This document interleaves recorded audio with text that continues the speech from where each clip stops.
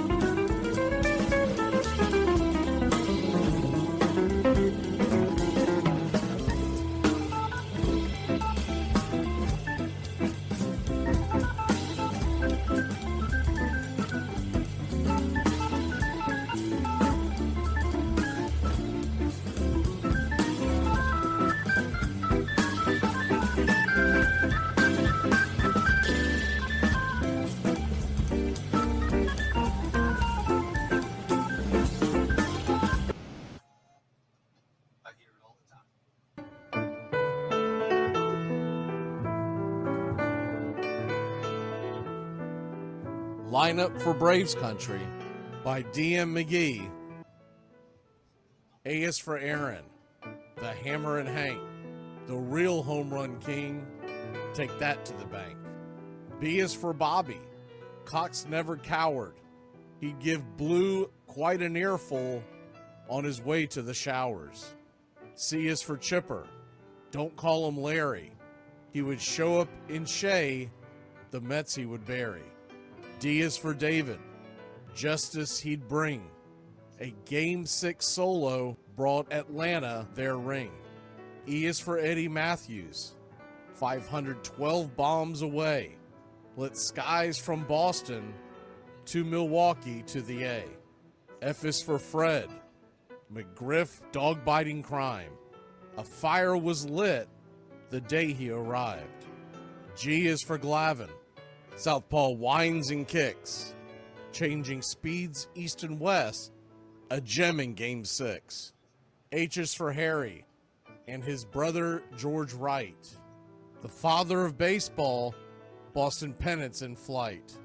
I is for inning, ending double play, Riley to Ozzie to Olsen all day. J is for Jones, Andrew let her fly, and his gloves in center is where singles would die. K is for strikeouts, a plenty from Strider, the quads in the stash, getting swings from that slider. L is for Lopez, Javi to B-Mac, Travis and Smurf, we've been lucky to see that. M is for Mad Dog, he won 355, could swat flies with the changeup and still bust you inside. N is for Necro, he got to the hall by bending and knuckling and floating that ball. O is for Otis, old Nixon could fly, the catch at the wall baffled our eyes. P's still for Peterson, we were all rockin' pearls. With Eddie and Jorge, we were out of this world. Q is a quandary for why Dale is not in. Murphy MVPs again and again. R is for ranking, the top pitcher's lore. Remember Kid Nichols, 107 WAR. S is for Smoltzy, the big three in the hall. When the game's on the line, you give John the ball. T is for Tyler, Matzik, and the gift of 2021, the entire night shift. U is for Chavez, but we say Uncle Jesse. The frames, the release, kept the batters guessing. V is Van Weeren, Skip Carey 2, Don Ernie Joe, the tales from the booth. W is Warren, spawn Johnny Sane. They'd ride him in Boston and then pray for rain. X is Mazzoni, yeah, X marked the spot. Leo rocked next to Bobby and his pitchers stayed hot. Why it makes us feel young, the game's main appeal. Chopping through the battery, there's no better feel. Z is for Zip Boom Bam, Rama-Lama Ding Dong. Throughout the summer, we sing that song. From AJ to eyeglasses and a hell of a pen. Mad Max, Uncle Charlie, win after win. A cannon from short, and RC you later. Acuna Matata, there is no one greater. Though you can't fit them all when you just A to Z. Think of your favorites in the rafters we see. I started with 3, then 10, 25, 47, 31, and of course 29. Let's not forget 21, 41, 35, the great 44, or 755, and old number 6, who led his great teams. The pennants were flying. It felt like a dream. From Boston to Milwaukee to Atlanta's TBS, a family, a tradition, Braves country's the best. Lineup for Braves Country by D.M. McGee.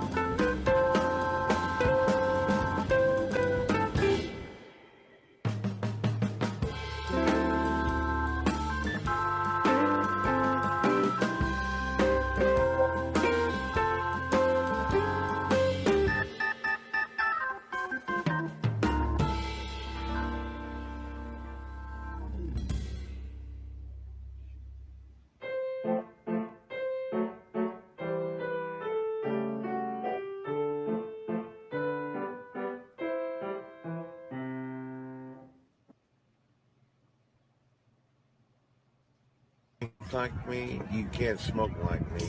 So don't try and be like me. Let's party together.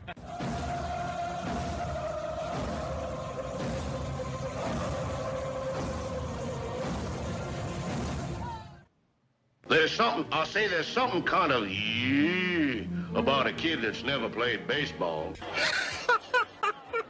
We have been hoodwinked, bamboozled, and flat out deceived. Why did you get so drunk? You got drunk. I'm just really exhausted. What's in that cup? Rum and Cokes. Do you have any idea how important this is? We're trying to save the pub call. Really? This is what you're doing? This is what you're doing?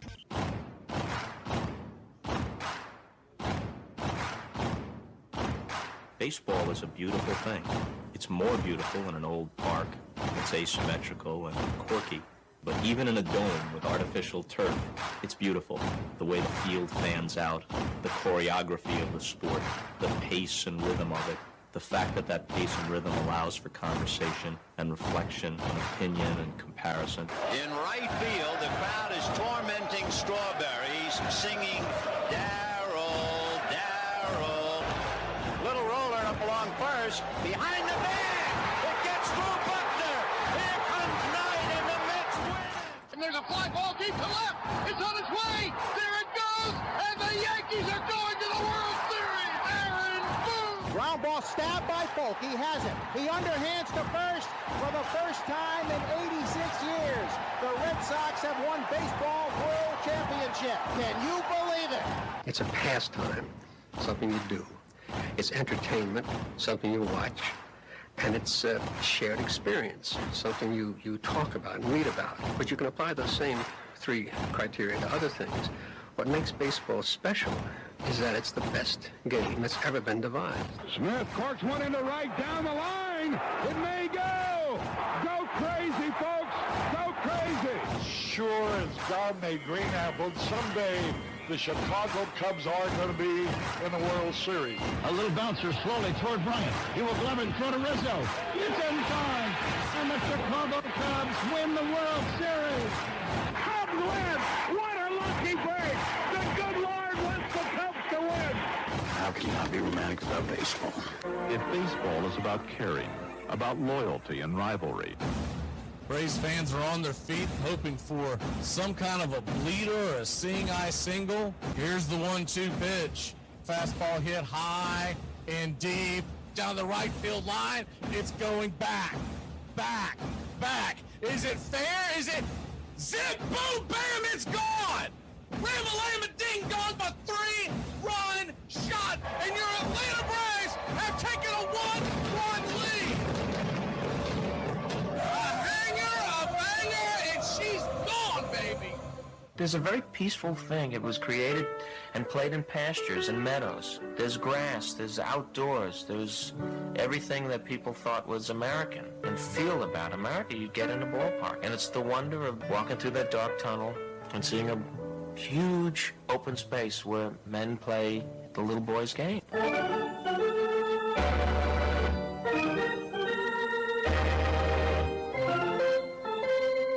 I believe in the Church of Baseball. I've tried all the major religions and most of the minor ones. I know things. For instance, there are 108 beads in a Catholic rosary and there are 108 stitches in a baseball. I prefer metaphysics to theology. You see, there's no guilt in baseball, and it's never boring. It's a long season and you gotta trust it. I've tried them all, I really have. And the only church that truly feeds the soul day in, day out is the Church of Baseball.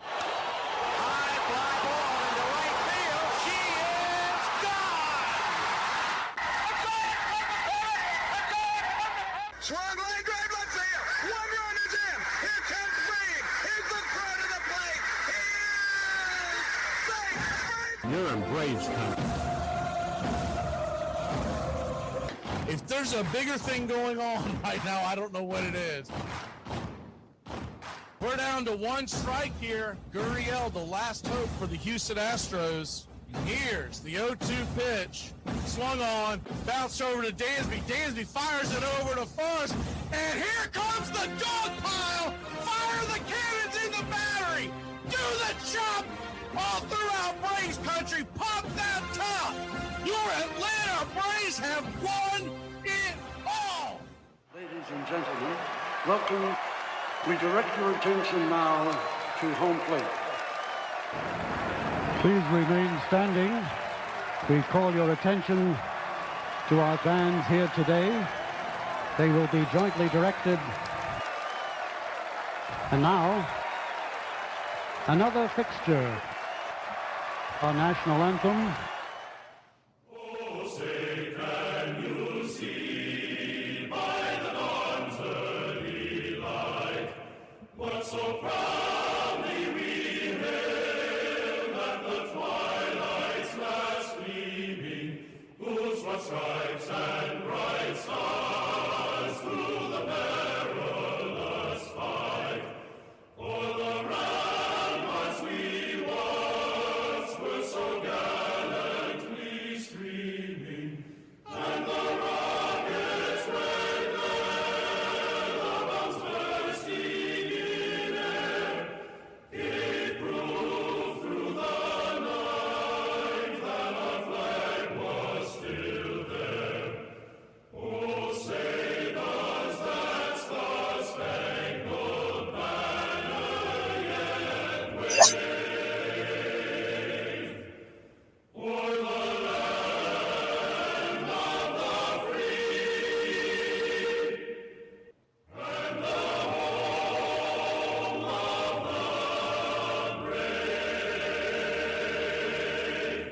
brave? Play ball! At this time, ladies and gentlemen, we'd like to introduce today's teams as participants in this historic game.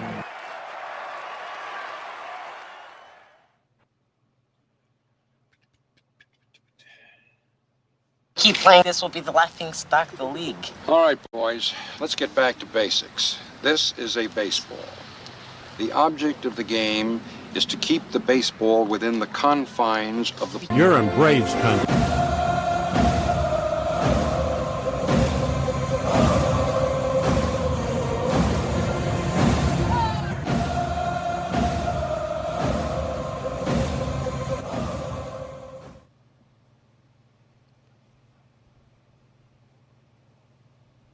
Well, the season's finally here, and the players... Hey, football fans, you ready for the gridiron? Thursday and Friday mornings, the Armchair Quarterback Show returns, 9 a.m. Eastern. We'll be talking college and NFL football, the point spreads, fantasy football advice, and more. Want to catch it live? Become a Country Club member today here on Braves Country Radio. We'll make the replay available to the public later on that day, as we're being broadcasted nationwide on independent radio stations. As a member catching it live, you can ask your questions. We'll answer all. Point spread advice, player props, your fantasy football questions. It's the Armchair Quarterback Show, Thursday and Friday mornings this fall here on Braves Country Radio. He's the armchair quarterback. He's full of beer and he's full of snacks. The all-American man.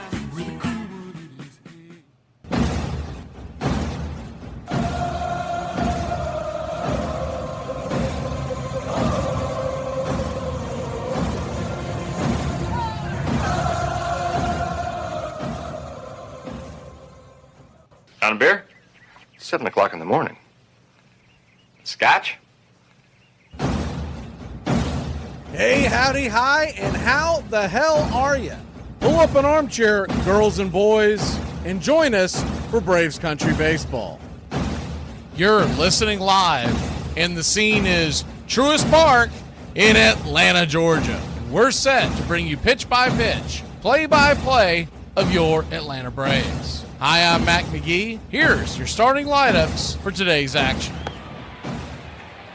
Leading off and playing right field for the Milwaukee Brewers, it's Sal Frelick. 8 home runs, 41 RBI, 17 stolen bases, bang .296. William Contreras, batting second behind home plate. 9 home runs, 47 RBI, 5 stolen bases, bang .254. Isaac Collins is in left field and batting third. 7 home runs, 37 RBI, 12 stolen bases, bang .285. Christian Yelich is batting cleanup and the designated hitter. He's got 21 home runs, 74 RBI, 15 stolen bases, batting .260. Batting fifth, playing first, Andrew Vaughn. 11 home runs, 45 RBI, a 240 average. Bryce Perkins is in center field and batting 6th. 2 home runs, 7 RBI, batting 245. Turang is batting 7th and playing 2nd. 8 home runs, 50 RBI, 20 stolen bases, batting 276. Siegler is batting 8th and playing 3rd. 6 for 34 on the year with a 176 average, 3 RBI, 2 stolen bases. Ortiz batting 9th and playing short. 7 home runs, 37 RBI, 10 stolen bases, batting 220. On the mound for the Milwaukee Brewers, it's Jose Quintana. He's 8-4 with a 3.5 ERA. A 1.35 whip, 87 innings, 83 hits allowed, 59 strikeouts, 35 walks, 12 home runs served. He'll be going head-to-head with Spencer Strider. 5-8 with a 3.71 ERA. 1.22 whip, 77 innings, 92 strikeouts, 63 hits allowed, 32 walks, and 10 home runs served. Backing up the quad father in the bottom of the 1st inning, leading off and playing right field, it's the Book of Eli. Eli White has 7 home runs, 26 RBI, 7 stolen bases, batting 254. Batting 2nd, playing 2nd, Ozzie Albies. 9 home runs, 43 RBI, 10 stolen bases, batting 224. Batting 3rd, playing 1st, Matt Olson, 18 home runs, 68 RBI, a 259 clip. The designated hitter and batting cleanup, it's Marcell Ozuna. 15 home runs, 48 RBI, a 233 average. Behind home plate and batting 5th, Sean Murphy. 16 home runs, 42 RBI, a 220 average. In left field and batting 6th, it's Jurickson Profar. He's got a 237 average, 4 home runs, 12 RBI, 2 stolen bases. Batting 7th and patrolling center field for your Atlanta Braves, it's Michael Harris II. 9 home runs, 50 RBI, 12 stolen bases, batting 236. And Nacho Alvarez is batting 8th and at the Keystone corner with a 222 average, 8 for 36 on the year. No home runs, no RBIs, no stolen bases. Batting 9th, your shortstop, heading for a Gold Glove, it's Nick Allen. 18 RBI, 6 stolen bases, batting 224. Calling balls and strikes tonight behind home plate, it's Andy Fletcher. Your first base umpire, Jansen Visconti. Second base will be manned by Austin Jones.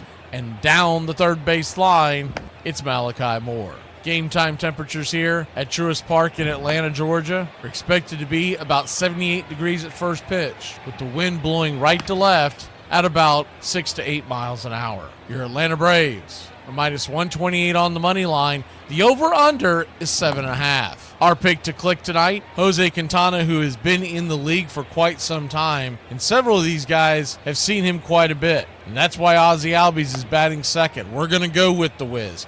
He's 8 for 16 lifetime with 3 home runs and 4 RBI. He's also batting right-handed, which he normally has a lot more pop from that side of the plate. I like the difference in the lineup, to be honest with you. Eli White going up against the lefty. He's been swinging the bat well, and he deserves a shot to lead it off. Moving Matt Olson back to the 3 spot and Ozuna as the DH, that's just plain old common sense, and it's been a long time coming. The other thing, you see that Profar is all the way down to the number 6 spot. He does not swing the ball well right-handed. Still say 1,000% he is not a leadoff hitter, and they should let other folks give it a try. Keep him even against a right-hander. Give me Profar a little lower in the order, even if you want to make him a number 2 hitter where he's pushing the guys along. But he doesn't have that leadoff mentality, and Eli White does. Versus right-handed pitchers, I wouldn't even hate seeing Michael Harris there. Profar is much more of a 2, and Olson much more of a 3. And though Quintana has had a good year, I would think that we're going to see some runs tonight. Something else I do want to put in as we start your American Rebel Beer keys to the game tonight. Beginning of the season, when we were still, actually before the season, what I should say, when they were still looking for players in the free agent market, I mentioned several times on Braves Country today that Jose Quintana was one that I would like to see. Brewers got him for a steal. He signed a 1-year deal for just $4 million. And all he's done is go out there and get an ERA of 3.5, an 8-4 record, which I know is realistically none of his doing. But he's always been a gamer, 87 innings. And that was only because he was brought to the fray a little late because he was late signing. Nobody would give this guy a chance, and it truly is dumbfounding. He's not a big strikeout guy, but he never has been. He keeps the ball on the ground. Think of him as like a very poor man version of what Mike Minor was in his prime. He's a guy that lives on the edges, tries to keep you off balance, and that's going to be the key to the game tonight. Do the Braves put together good at bats, or do they just give them away bat after at bat after at bat, which becomes absurd night after night, knowing these are professional baseball players. But Jose Quintana, he's going to be out on the free agent market again, and I'm telling you, if the Braves want a guy that they can save some money and then get aggressive in the front of the five-man rotation, Jose Quintana is always going to the post. Because he's not a big flamethrower, he doesn't seem to have a ton of injuries. Anyways, I'm done with that rant. I just feel like it's a thing that the Braves overlook the baseball player and always look at the analytical swing and miss, the miles per hour, the spin rate, et cetera, et cetera. But Jose Quintana, he tends to play on winners, and he's on one again this year. The other thing that you're going to be looking at tonight, Spencer Strider. This shocked me a little bit, considering he's been in the league for a while in the National League. I know he was injured last year, but nobody has seen Spencer Strider in his career except for Christian Yelich, who's 1 for 3 with 2 strikeouts, and Andrew Vaughn, who's 0 for 3 with 1 strikeout. Nobody else. That's shocking. Brewers have a young team, but I would have thought that somebody would have gone up against Spencer Strider in the last 3 or 4 seasons. So give me your Atlanta Braves to keep the score low. Back of the bullpen is well rested. Scratch out some hits against Quintana. If they can stay back and not overswing on his soft stuff, they'll put some base runners out there, and they just got to come through with some RISPs. We'll take your Atlanta Braves to win somewhat of a pitcher's duel, pull away at the end. Give me Atlanta 5-2. And though I'm taking Ozzie to click, I think the Big Zoo may go yard. Put your click in the chat, slap that like, and let's get ready, Braves Country. We'd like to thank everybody for choosing Braves Country Radio, and a special thanks to all the country club members. Please like on your way in and subscribe, set those alerts, and share Braves Country Radio to help build the crowd so we can continue to bring you the classic call of Braves Country Baseball. Well, it's about that time. Grab you a cold one. Find you an armchair. Atlanta Braves Baseball right here on Braves Country Radio. Your modern-day superstation is in its 5th season of bringing you pitch-by-pitch, play-by-play of your Atlanta Braves and our one-of-a-kind production. Take us anywhere you go for over 170 Atlanta Braves ball games. Please like and subscribe today. Join the Country Club. Thank you to all the Country Club members. You help support Braves Country Radio. Get this bus moving. Stop. Come back. Too late. Roll call! Yeah, roll call! You're in Braves Country. Hey, howdy, hi, and how the hell are you, Braves Country?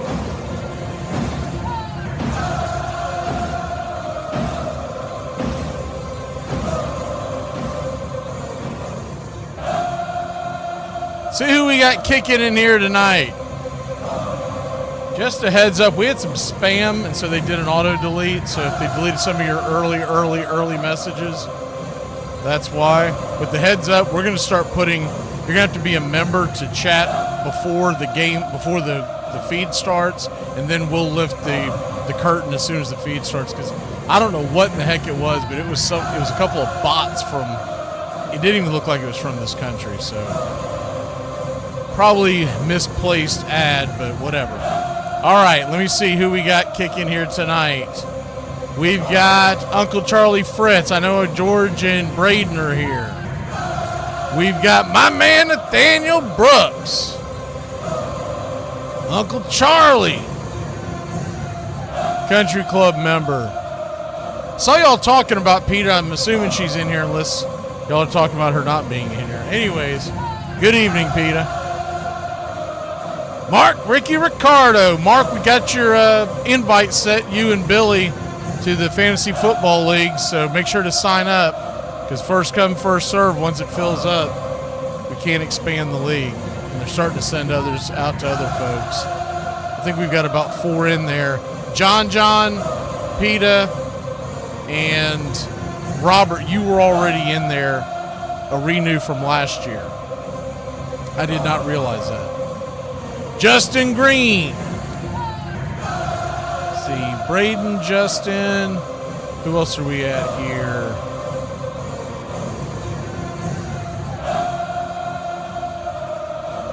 No, I got George, Justin, and Braden earlier. Iron Lung, good to see you.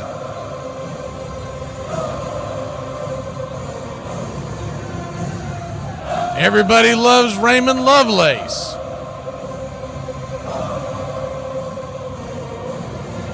Robert, hopefully you heard that announcement about the fantasy football.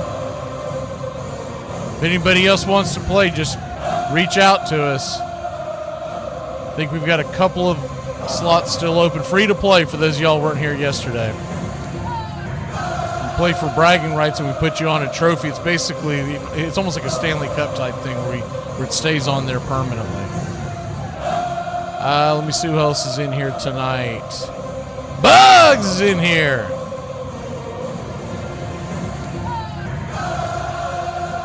Brian A. B.A. Baracus.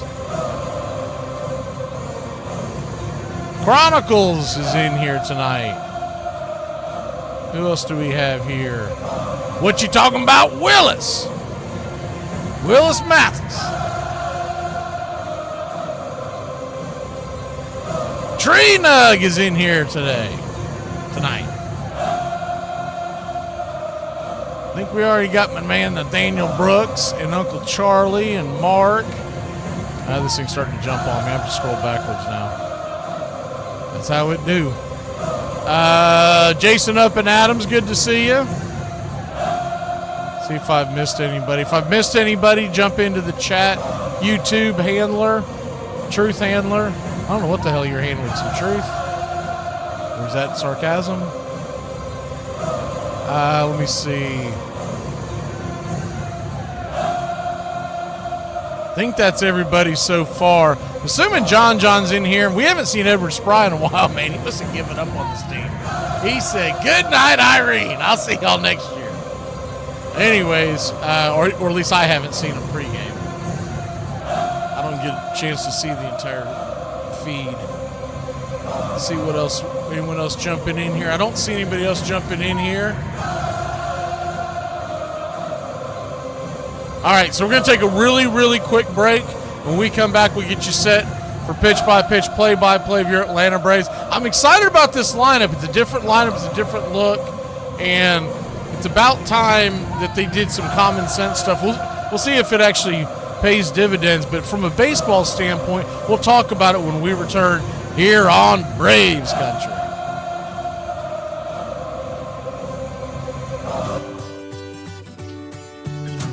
Hey, Braves Country, Mac McGee here for American Rebel Beer. America's patriotic light lager, all natural ingredients. Stand tall, be proud. The perfect beer to celebrate life, liberty, and your pursuit of the American dream. America's patriotic light lager, offering a crisp, clean, bold taste. Perfect beer to celebrate life, liberty, and your pursuit of the American dream. A beer with only 110 calories that tastes like a full-flavored beer and celebrates like freedom.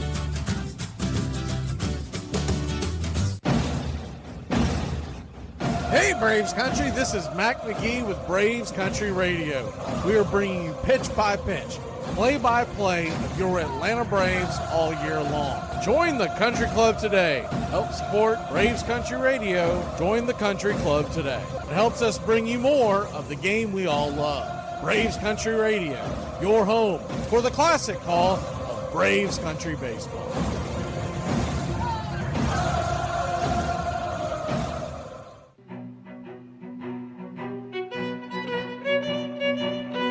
Hey, Braves Country, Mac McGee here for American Rebel Beer.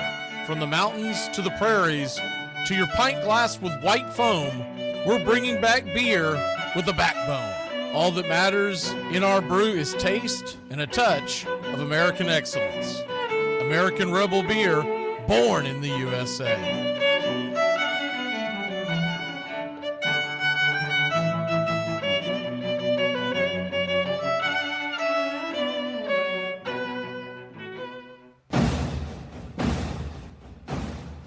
Ladies and gentlemen, we interrupt our program of dance music to bring you a special bulletin from the radio news. Sit quietly and we will control all that you see and hear. There is nothing wrong. You are about to participate in a great adventure. You are about to experience the awe and mystery. You unlock this door with the key of imagination. Beyond it is another dimension, a dimension of sound, a dimension of sight, a dimension of mind. You're moving into a land of both things and ideas. You've just crossed over into Adventures in Time and Space. We offer you Braves Country Radio, your home for the classic call of Braves Country Baseball. Hi, folks. Join us now for another Braves ball game. Yes, sir. This is the one we've been waiting for. This is it.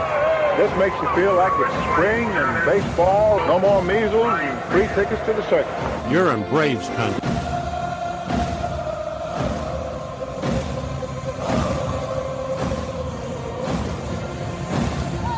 This is a reminder, disorderly conduct will not be tolerated.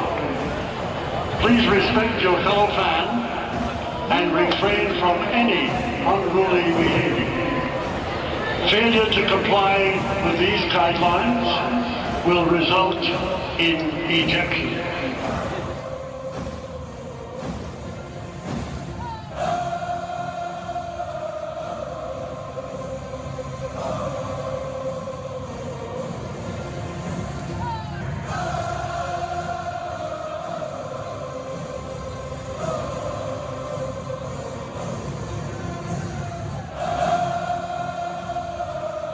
Good evening, Braves Country. Anybody who may be showing up late to the party, we're just about set for pitch by pitch. Gary the Real McCoy. Velvet's here. Now I see y'all coming in here.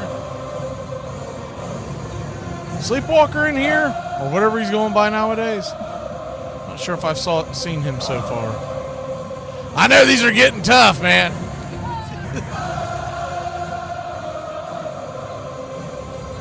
It's almost like we're being held hostage. I can't remember if it was last night or today, but I tweet, hey, we got 50 games left, y'all. 50 games till we are released back to the wild. And they'll fly by because most of these games, we're probably going to be playing some teams that have some things on the line, so that'll be fun to play spoiler. You look at the schedule ahead of us, and we got Miami in a 5-game series this week, all at home. That's a huge series for the Marlins. They're going to try to bounce back over 500. And you've got the Mets coming into town next week. Or actually, we're going to the Mets. The following week, they come to town. We see the Phillies at the end of the month. We see Miami again. All these teams are in the playoff push. Did y'all see that earlier today? Gavin Williams of the Cleveland Guardians. So hard for me not to call them the Indians. The Cleveland Guardians, he came within 1 out of getting a no-hitter, and Juan Soto took him yard. Cleveland did win the game, though.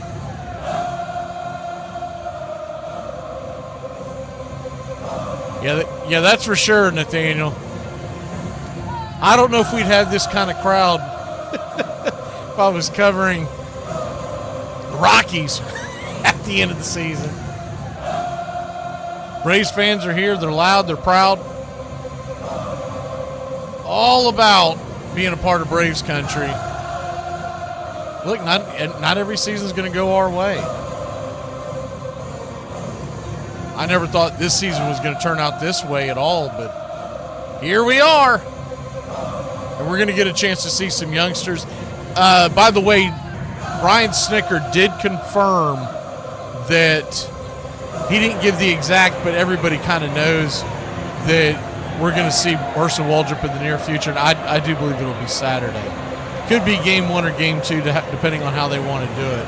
But I do believe we're going to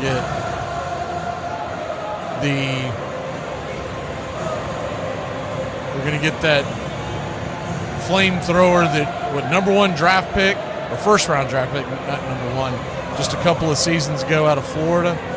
Missed the game on Sunday. He looked good. And granted, it was against the Reds. They don't have the best offense, but nonetheless, he looked precise. He looked confident. And I'm looking forward to him pitching on, I believe it's going to be Saturday because you're going to be able to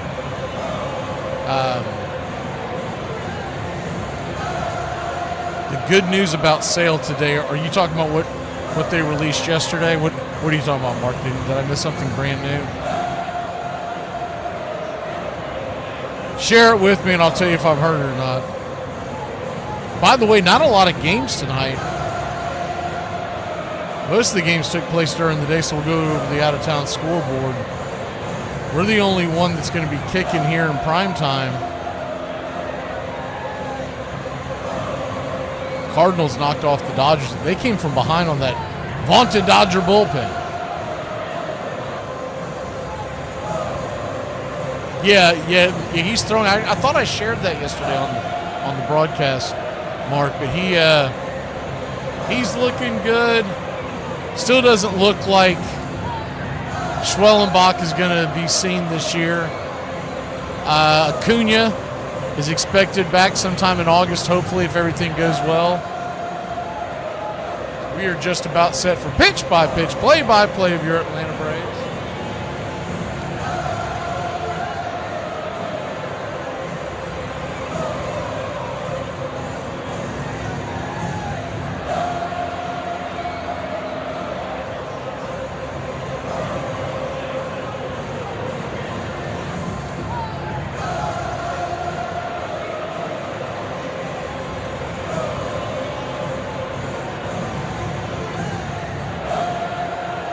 Spencer Strider firing his final warm-up tosses.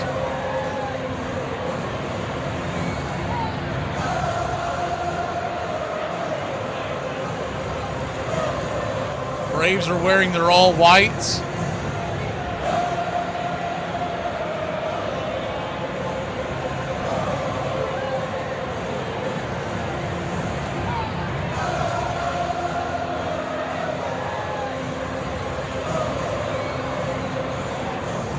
Braves across the chest, white top to bottom. Braves in red outlined in navy. Piping down the middle, the same, along with the numerals on the back. Navy for the names on the back. Navy ball cap, red bill, and the white A representing the city of Atlanta. Milwaukee, they're wearing their road grays. Blue tops once again, Milwaukee in gold across the chest. The classic Milwaukee Brewer logo, interlocking MB that designs a ball and a glove. And we are just about set. Not sure what the delay is. It should have already started by now. We'll go ahead and put this card up on the screen to keep it from jostling around on you. As soon as we get the 3-dimension kicking, we will bring you back into the fold. Left to right across your outfield, it's Profar, Harris, and Eli. Around the horn, Nacho, Allen, Ozzie, and Olsen. Smurf is behind the plate. And Marcell Ozuna is your designated hitter. Leading off for the Brewers at Sal Frelick. Strider comes set. And yes, sir, it is baseball time in Braves country. First pitch on the way is a four-seam fastball. Just misses off the track. It's 1-0. Here we go. Righty-lefty matchup, the 1-0 swing. Pops it up high, back out of play.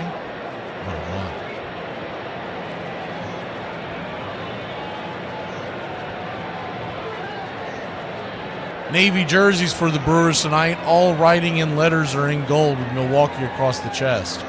The slider on the way, swing and a miss. It's 1-2. Normally we go over what the guys have done against Strider. Only a couple guys in the lineup have ever seen Strider. We talked about that pregame. That shocked me. I thought someone would have seen him in this lineup. The 1-2. Swing and a miss. Strike 3. Got him with the slider from Strider.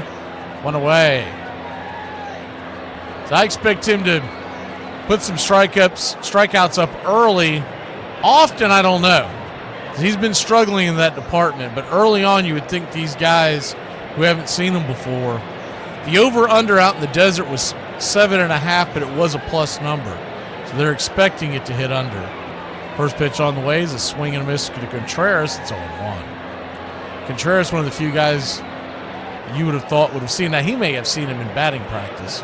He may have went up against him in simulation games over the years. The 0-1, right there for a strike. It's 0-2. Righty-righty matchup.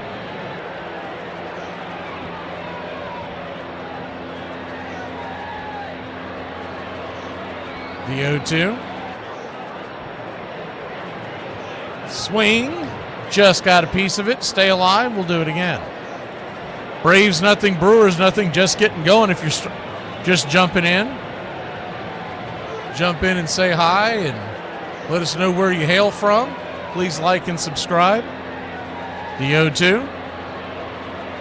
Swing. Dribbles it over towards third. Nacho's got it. Fires it to first. And it's a 5-3 put out. 2 down.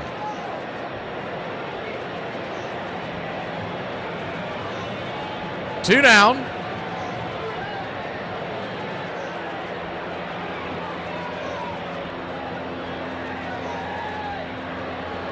Strider in that at bat versus Contreras went all sliders in that one. That was normally he starts you off with the fastball in the first or second pitch. That'll bring Isaac Collins to the plate. First pitch on the way is a heater on the outer edge, 96 miles an hour. It's 1-0. 1-0. Brings it. Swing. Rifles it back foul. It's 1-1. Infield back and to the right.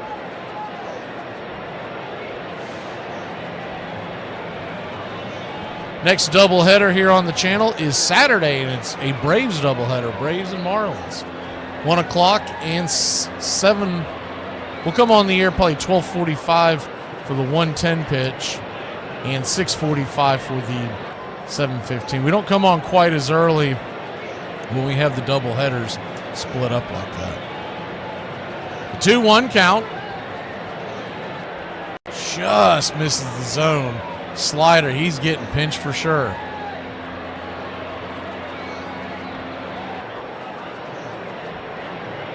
The 3-1 count. Kicks and fires. High, misses high. Ball 4. So he'll head on down to first. Strider with the first walk of the night. I was looking at his number for that he is averaging around 3 walks, just under 3 walks his last several starts.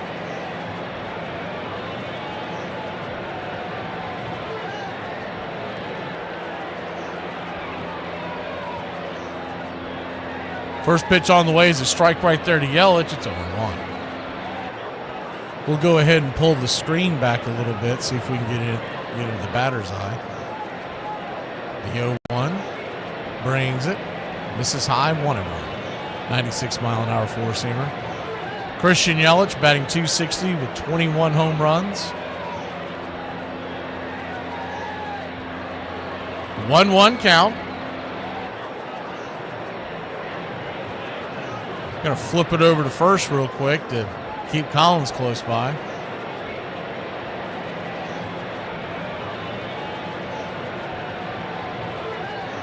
Braves nothing, Brewers nothing, just getting going here in the top of the first inning. 1-1, runner goes, throws it down to second base. Nick Allen applies the tag. Did he get him? They got him. Smoke him if you got him. He got him. We'll see if they want to challenge that. It looked like he beat the runner. We'll be back in a flash. If they challenge it, we'll return here on Braves Country. This is the story of one of the greatest pitchers' duels in baseball history. The date, May 1st, 1920. The place, Braves Field on a chilly and muggy day. On the mound for the Robins was Leon Cador, who was coming off his best season, a season in which he won 14 games. The Boston Braves would counter with Joe Eschker, who was looking to bounce back from a subpar showing in 1919. It wasn't until the 5th inning when the first run would cross the plate, when Ivy Olsen singled over the shortstop's head. Not even an inning later, the Braves would tie the game on an RBI single of their own. As the game progressed, the wind started started to blow in from center field and was turning balls that would normally be hits into lazy fly ball outs. After 9 innings, the score remained tied at 1, and this continued on without another threat until the 17th inning when Brooklyn loaded the bases. Again, it was snuffed out with a double play. At this point, both starting pitchers were still on the mound. Once they reached the 23rd inning with both starting pitchers still on the mound, they broke the National League record for number of innings played in a game. 3 innings later, with a darkening sky, the game was called despite the protest of players saying they wanted to play the equivalent of 3 9-inning games. When this game ended, it entered the record books as the longest game in baseball history. Remarkably, this game only lasted 3 hours and 50 minutes. Both pitchers who started the game finished all 26 innings. Finally, the pitchers were forced to negotiate for themselves, separately, and settled for considerably less than they had wanted. Without a union, even 2 of the game's greatest stars were forced to give in to management. You think of people who changed the game of baseball. Well, aside from Babe Ruth, of course, the Bambino and his home runs, and Jackie Robinson entering, the third name has to be Marvin Miller, who led in organizing the Baseball Players Union and thus changed the game. On March 5th, 1966, the largely ceremonial and ineffective Major League Baseball Players Association created the full-time post of executive director and appointed to it a veteran labor organizer, Marvin Miller. Welcome back to Braves Country Radio. Jose Quintana will toe the bump. 8-4, the 3.5 ERA. First pitch on the way from the southpaw is a sinker down below the knees to Eli White. It's 1-0.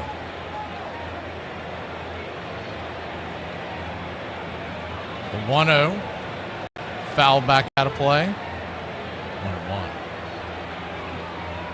1-1. 1-1 count.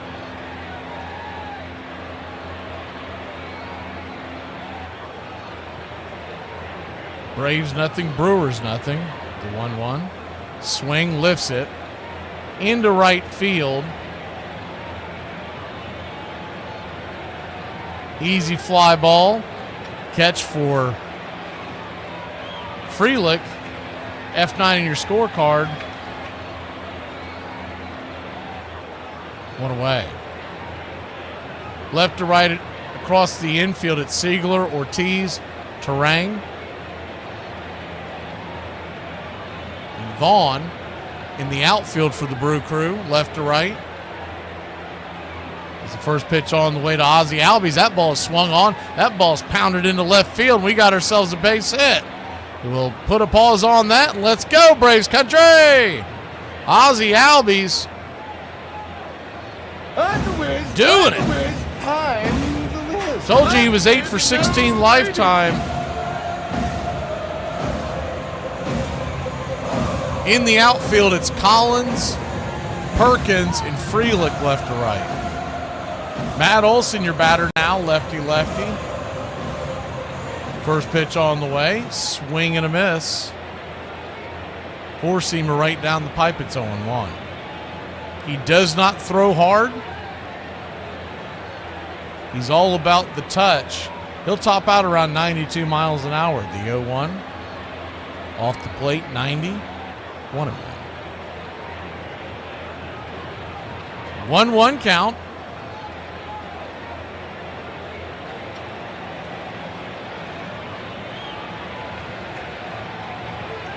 Ortiz comes set.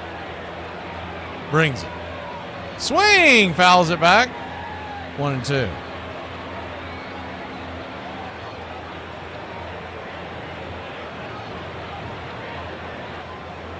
Runner at first, 1 out. Just getting going here. 0-0 your score. Matt Olson, 18 home runs, 68 RBI. The 1-2, down and away. Good take by Olson. Tried to get him to go for that slurve. 2-2.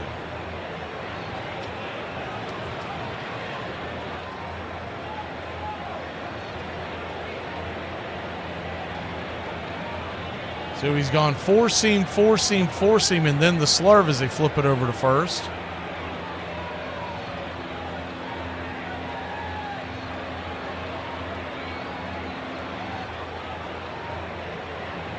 Quintana Comes set. Looks into Contreras behind the plate. Here's the pitch. Swing and a miss, strike three. Got him with the slurve. 76 miles an hour. 2 away.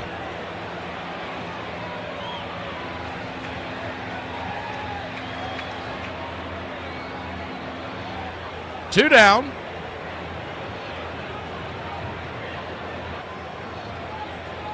And Marcell Ozuna, the batter. Marcell Ozuna getting the start tonight. The left-hander on the mound. They give Drake Baldwin the night off. The first pitch on the way. He's 92 on the intercut. It's 0-1. Ozuna, 11 for 26 lifetime versus Quintana. The 0-1, down and away, 1-1.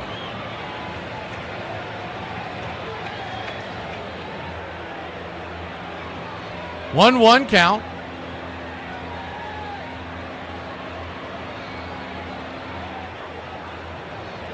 Quintana comes set.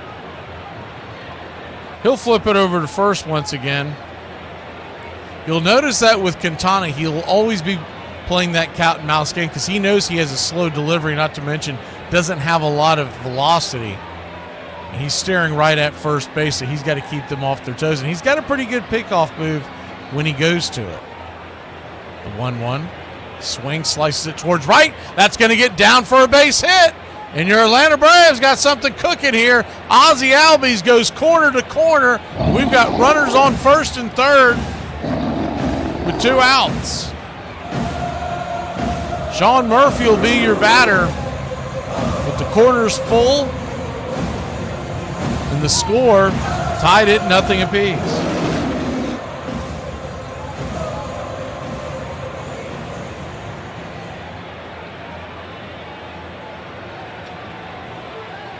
Sean Murphy standing in with 16 home runs. Man, it seems like he's been on that number since April. First pitch on the way is a sinker at the knees. Good pitch. It's 0-1.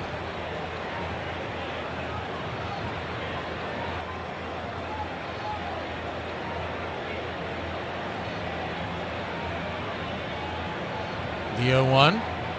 Swing, pops it back foul. 0-2. 0-2 count. Mentioned this in the pregame, but it's absurd that this guy was out on the free agent market as long as he was. He's got a 3.5 ERA. He's given the Brewers right at 90 innings, and they only paid $4 million. You think about what teams pay nowadays of free agent starting pitchers. The 0-2. Swing, slaps it. That's going to get down for a base hit, and Sean Murphy comes through in the clutch. I must call an emergency meeting. Little RISP, baby.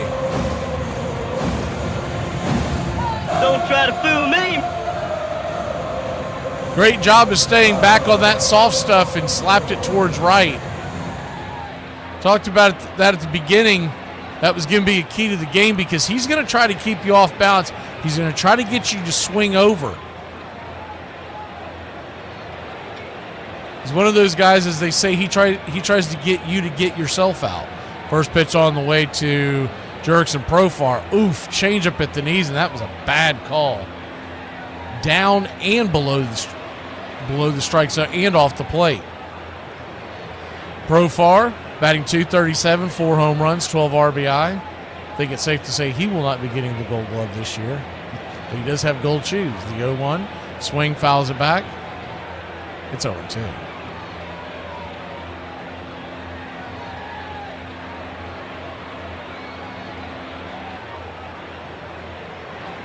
.02 count. Good to see you, Cody. Charlie Elrod, some latecomers. Kay is here. The 0-2. Swing. Chops that one foul. Kind of peppered it towards the first base dugout. We'll do it again. If y'all missed the news earlier today, Roman Anthony, the youngster for the Red Sox, one of the top prospects in baseball that came up about a month ago, he signed an 8-year, $130 million extension, so he's there to stay. Kind of similar to what Anthopoulos was doing a few years back. buyer beware on some of those long contracts. They don't always pan out, but he seems like he's going to be a pretty good prospect. The 0-2, swing, check sets down towards the first base side. Good defensive play over there by Vaughn. That ball was just kind of lightly slapped, but it almost got through. But up for your Atlanta Braves. Put one on the board. It's 1-0. We'll be back in a flash. Redneck word of the day, inhale. Why inhale these gas prices so high? Dad? Yep. I have a dad question. You know I've been dating my boyfriend for like 3 years, right? Yep. And I just feel like I can't get any further along with life with him. Yeah. We talk about marriage and he agrees. We talk about kids and he wants them too. We like the same things, but nothing ever happens. All the stuff we talk about in our future never gets past talking. It's been 3 years and I can't get him to take the next step in anything. Well, maybe he's not ready to get married. Or maybe it's me. Or maybe it's the two of you. Maybe he's just not the right guy. Dad, do you know how hard it is to go through this? Not feeling like everyone is ever going to love me for me? Yeah, it's probably about as hard as when a dad has to watch his little girl grow through it. I know. Listen, there is a key for every lock. Now, are you telling me that he's got the key to the door to your future and he just won't open the door and go? Or maybe he's the wrong guy and doesn't even have the key. Did you ever consider that? I don't know, Dad. I'm not sure of anything. Be sure that I love you and carry on, okay? I grew up in Brooklyn, not very far from Ebbets Field, and I was a fan of the Brooklyn Dodgers from the earliest days I can remember. That ended first when I left Brooklyn, and second when shortly thereafter the Dodgers left Brooklyn. Marvin Miller had spent most of his life in the labor movement, the International Association of Machinists, the United Automobile Workers, and for 16 years, the United Steelworkers. Marvin Miller was probably the greatest thing that ever happened to baseball as far as the players are concerned. The moment that we found out that the owners didn't want Marvin Miller, he was our guy. Tough, seasoned, and relentless, Miller rallied the players to the organization, then demanded that the club owners bargain collectively, provide improved pensions, raise minimum salaries. When Marvin started, the owners obviously weren't prepared to fall in love with him, and as a matter of fact, the more they saw of Marvin, the less prepared to fall in love with him they were. He obviously did a great job for the players as far as getting them salaries. I'm not sure on balance that he was good for baseball. Welcome back to Braves Country Baseball. Atlanta Braves go back to work. Spencer Strider on the bump. First pitch on the way is a strike right there on the outer cut. It's 0-1. Righty-lefty matchup. Yelich back at the bat as he was at the plate as the 0-1 fouls it back. It's 0-2. He was at home plate, and Collins was thrown out by Murphy to end the inning. The 0-2. Brings it. Swing, chops it foul down the line. We'll do it again.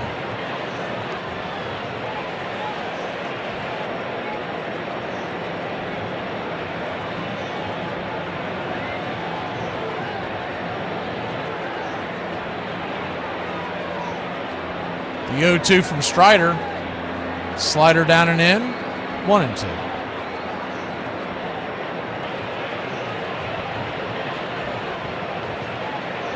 What you'll see from Spencer Strider tonight is a 4-pitch mix, but mainly a 2-pitch mix is the 1-2. Swing and a miss. Strike 3.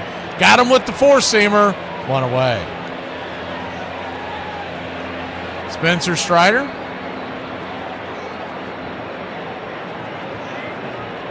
He throws a 4-seam fastball or the slider at about 90% of the time. The 4-seam 54%, the slider 36%. Now, he has started tonight's game off a little more with that slider. First pitch on the way is a slider down and away.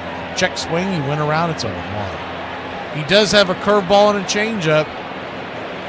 Curveball comes in around 7% of the time, and it's a show-me changeup 3% of the time, just to keep you off balance. The 0-1, slider in the dirt, 1 away. 1-1 count.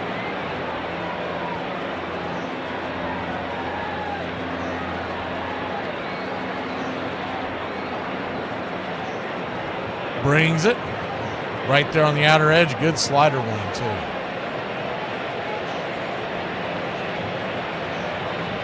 Andy Fletcher, your home plate umpire tonight. Usually fairly consistent. I'd say he's most definitely the best umpire on this crew. As the 1-2. Swing and a miss. Strike 3. Got him with that slider from Strider. 2 down. Spencer Strider. 3rd strikeout of the night.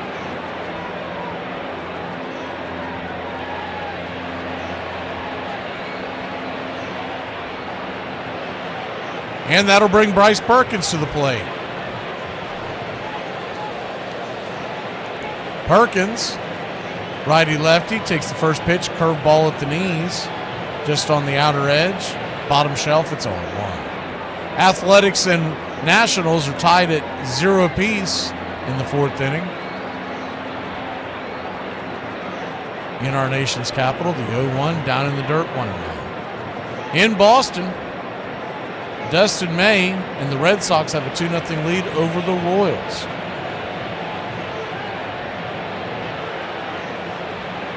Those are the only 2 games going on right now except what you're looking at here. 1-1, swing, slaps it down the right field line. That's going to get into the corner, up against the wall, hits that little shelf underneath the brick wall. Comes off kind of strangely, so Bryce Perkins will easily have a 2-out double. Sometimes you get that play off the brick wall and you can turn and fire it to second, but they've got those little windows down there with the padding, and it hit one of those pads and kind of shot down.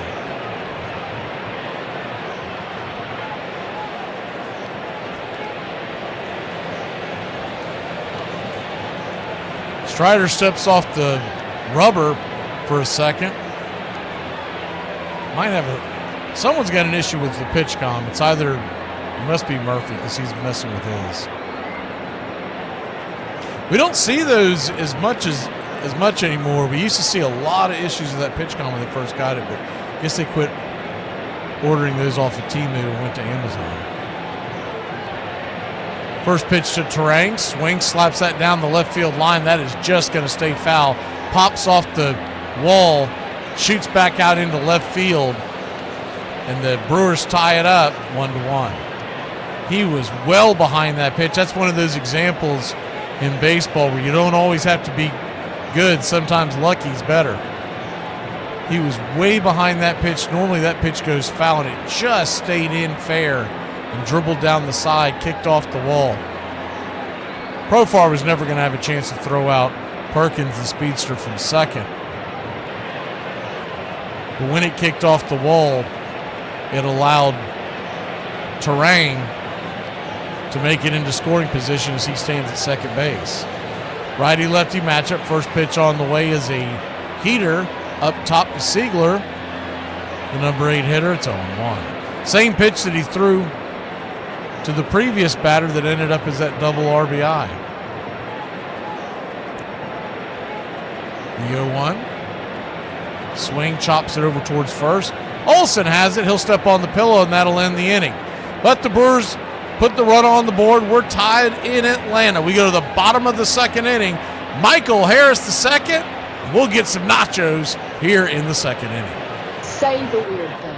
I don't understand what baking soda really is. Because in the context of making baked goods rise, that makes sense, baking soda. But you're telling me this magical dust is also mouthwash, deodorant, teeth whitener, fridge odor neutralizer, air freshener, apparently it's a whitening agent for my laundry, kitchen cleaner, carpet stain remover, pesticide remover for fruits and veggies, silverware polisher, scorched pot cleaner, oil and grease fire extinguisher, homemade weed killer. It can help treat heartburn and may soothe canker sores. It may improve exercise performance, and it may relieve itchy skin and sunburns, and may slow the progression of chronic kidney disease. What is this stuff? If you had to make an educated guess, how much money do you think Generation X owes Columbia House? Is it more than like the national debt? 12 CDs for a penny. Be these little cards you could fill out, and they would send them to you in the mail, only on the good faith that you're gonna buy another CD from them the next month. When they really wanted to put the heat on us to pay for it, they'd send us these little collection card notices, fill out another card under a fake name, get 12 more CDs. Probably like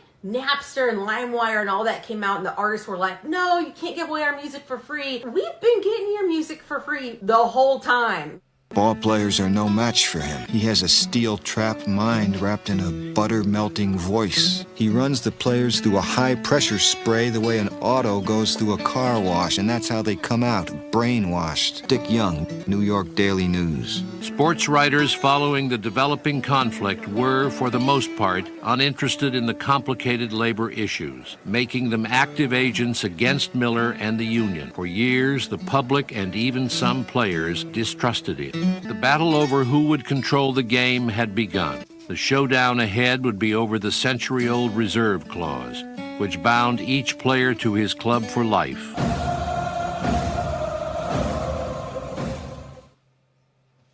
Welcome back to Braves Country Radio. Michael Harris II digs in. Lefty-lefty matchup. First pitch on the way. Swing.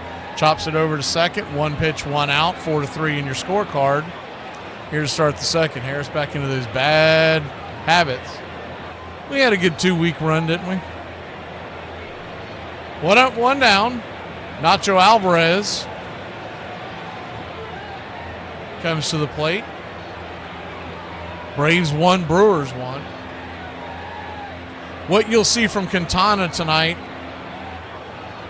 is a 4-pitch mix as he tries to keep the batters off balance. First pitch on the way to Alvarez is a sinker on the outer edge, 90 miles an hour. It's 0-1. He throws a sinker at 46% of the time, the changeup at 22, curveball at 22, and then the four-seamer at 11%. The 0-1 pops it back foul. It's 0-2. So if we really look at it, the four-seamer just a touch faster at about 92 miles an hour than a sinker, which comes in normally around 90. But the sinker really works more like a two-seamer as it dives away. Doesn't have true sink to it. It used to, but the old gray mare is the 0-2 is in the dirt, 1-2. Still a very crafty veteran, as they like to call him.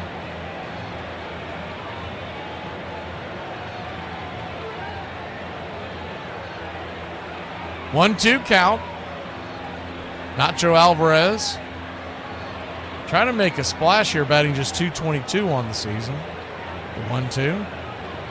They're going to call for a strike three. That pitch was off the plate. Fletcher really gave that outer edge. 2 down.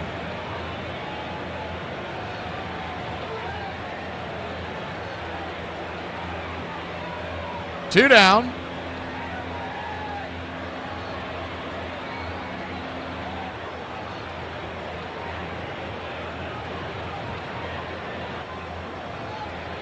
Nick Allen, the batter, he takes the first swing and chops it down the third base line. Is that fair? It is just foul. 0-1. That kicks to the right just an inch or two. We're talking about extra bases.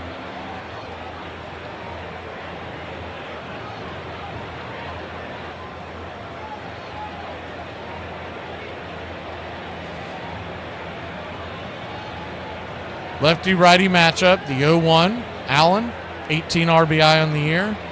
Batting .224, the pitch. Right there, man, he is giving that. That is going to be a problem if Quintana is going to get the outer edge, which he's been getting about 2 inches off the plate all night long. To right-handers, that is going to make him hard to hit. Because he's not going to blow you away. He's going to try to get you to reach and then dart inside every once in a while. The 0-2. Below the knees. He thought he was going to get that call as well. He's given that call. That was the exact spot, though it wasn't a strike, where he called the first pitch against Profar's at bat. The 1-2 count. They set up out wide again. Swing! That ball's lifted into right center field. Very shallow, but just deep enough for a 2-out single by Nick Allen. Good piece of hitting there by Little Nicky, and the Braves have a runner on. Let's go. Hitting? Not about muscle. It's simple physics. Calculate the velocity V in relation to the trajectory T, in which G, gravity, of course, remains a constant. It's not complicated.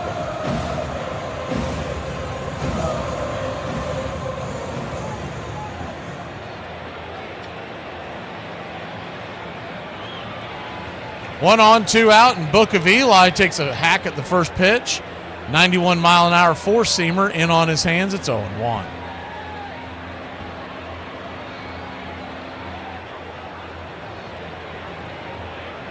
The 0-1. Southpaw delivers. Below the knees, runner goes, and Allen, he is just safe. And I mean just safe.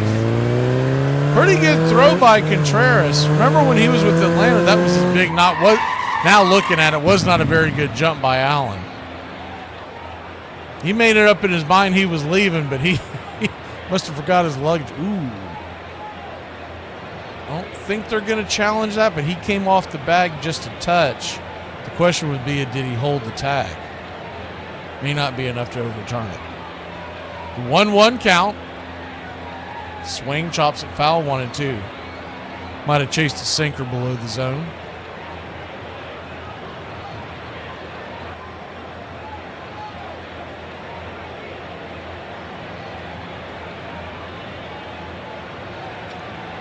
Lefty-righty matchup. Eli flew out his first time up, looking for a base hit here. Anything to move it along. The 1-2. Swing and a miss, strike three. 91-mile-an-hour fastball, and you'd think it was 99. We'll be back in a flash. Spencer Strider grabs the ball when we return. You know, poop jokes aren't my favorite, but they're a solid number 2. As the young kids say, it do be bussin' respectfully. Don't ever say that again. Yeah, it's best that I don't. That was bad. It was wasn't it? Total. And here's Dale Murphy. At 439 with 6 homers, 18 RBIs already, and in a spot where he has a chance to get some more. Ramirez at second, Perry at first. Downstairs to Murph, 1 ball, no strikes. There is a drive. Did he get enough of it? Back goes McReynolds. He looks up and he kisses it goodbye. A 3-run homer for Murphy. Touch a ball, Murph. That's 7 and 21 RBIs, and it's 3-0. That's the way Babe Ruth hit him, a mile high. If smoking is so bad, then why does it cure salmon? Hey, this is my final message to y'all, because you probably ain't gonna see me again. My old lady texted me a minute ago and asked me if I thought her forehead was big, and I said that I probably wouldn't ever kiss the same spot twice. And she said, I'll see you when you get home. The outfield around to the left to Frank Robinson, the right-hand batter. Long drive to left field, way back, kiss it goodbye, home run. On December 9th, 1965, the day Branch Rickey died, the Cincinnati Reds let outfielder Frank Robinson go. He had played magnificently for them since 1956, when he hit 38 home runs to tie the rookie record. He charged into outfield walls to make spectacular catches, hurled himself into opposing infielders to break up double plays, and in 1961 won the National League's Most Valuable Player award. In casting him off, the Cincinnati owner explained that Robinson was too old at 30.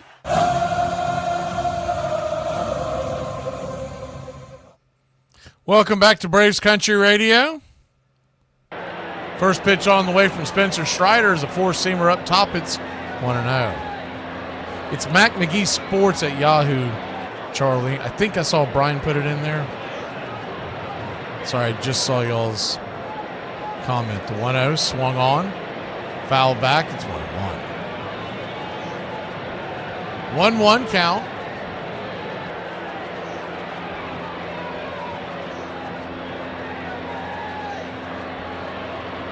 Spencer Strider, 34th pitch of the evening, fires a 96-mile-an-hour fastball. That hit the zone. Andy Fletcher missed that one. He's pinching the top of the zone, it appears. So he's giving that bottom. The 2-1 pitch. Swing, fouls it back. 2-1. Ortiz batting .220 on the season, but I swear he bats about .875 against the Atlanta Braves. The 2-2 brings it. Fouls it back. We'll do it again.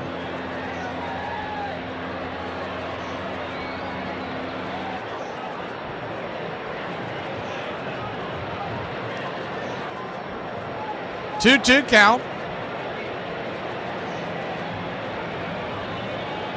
Strider flips it up there. Swing, lifts it into left center field, drifting over. Making the catch is Profar for out number 1. It's always an adventure out there when he's in left field. Did not realize he was as bad as he was defensively when they signed him. All your expected fables, expected statistics didn't show that necessarily. He did come up as an infielder and struggled, but when he was in San Diego, the idea was, as the first pitch on the way is a four-seam fastball down and in. It's 1-0. Is that he was maybe a below-average outfielder, average on good days, but you were getting him for his bat, and then he'd get busted with the PEDs, and you wonder how much of that was, of his offense last year was from that. Is the 1-0 chop down the line foul? It's 1-1. And though he claims whatever he took during the offseason, you have a hard time believing it, because once someone BS's you have a hard time believing them again. The 1-1 swung on, slaps it down the right field side. Eli White will cut it off, and it's a one-out single for the Brew Crew.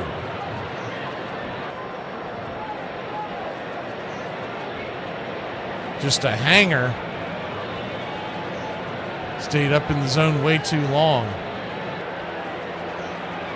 And Spencer Strider tries to reel that control back in. William Contreras will be the batter. He grounded out his first time up. We could use a double play here. First pitch on the way. 96 mile an hour. Fouls it straight back. It's 0-1.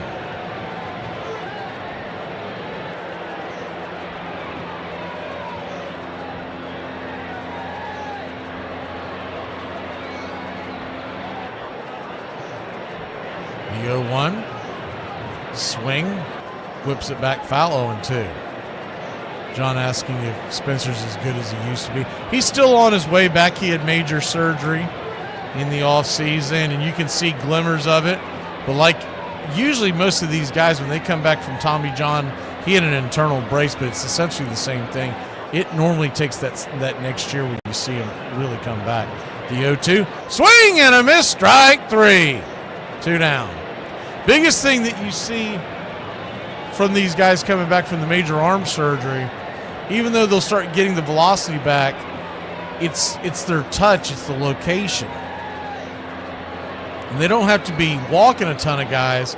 He's just not as, he was pretty pinpoint before the injury. And I expect him to be back next year at that level. First pitch on the way is a slider inside. It's 1-0. Much like Sandy Alcantara, I mean, he's having a huge issue with his control after he coming back from the Tommy John, but he was one of the best right-handers in all of baseball before that injury. I think Sandy Alcantara would be a steal if you could get him in the trade in the offseason. The 1-0 rips it down the right field line. That's going to get up against the wall. Here comes a throw from Eli.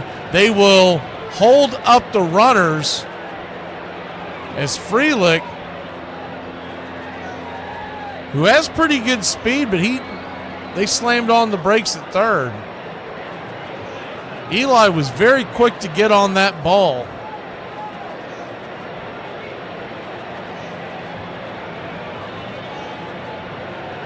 So you got runners at second and third.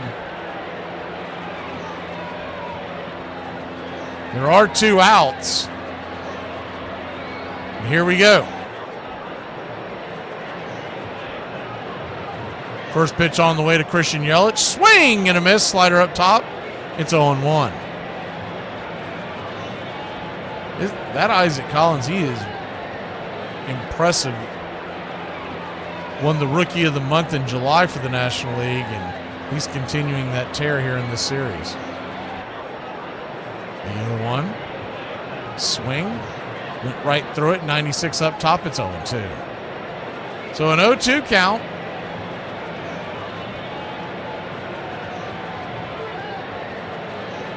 Yelich struck out his first time up.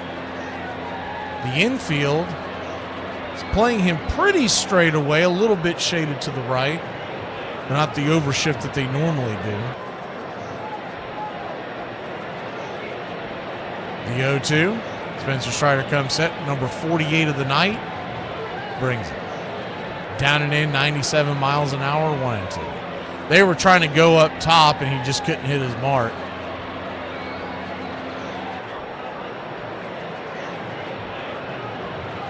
One-two count.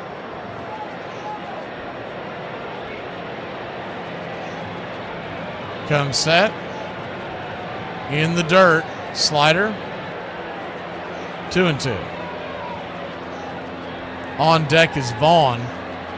See, if you're Spencer Strider, you don't have to force the issue here. You could somewhat pitch around. Try to get him to get himself out, and if not, you go to the right-hander. But Vaughn has been on fire since he's come to the Brewers. The 2-2 from Strider.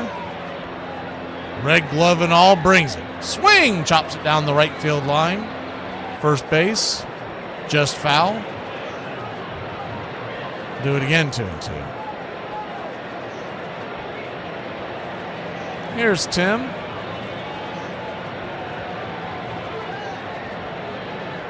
So a 2-2 count. Swing and a miss. Strike three.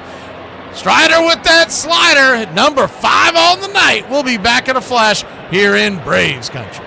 My personality is like, I don't give a f***, but my anxiety be like, I do. I don't know which one of y'all need to hear this, but give me back the canned green beans. Because you know what? I ain't even trying to be bougie or nothing. This take too much work. Wifey talking about, hey, babe, since I'm out and about, can you get them little green beans back? Yeah. She talking about bust open the bag, rip off both ends, and then break them in half.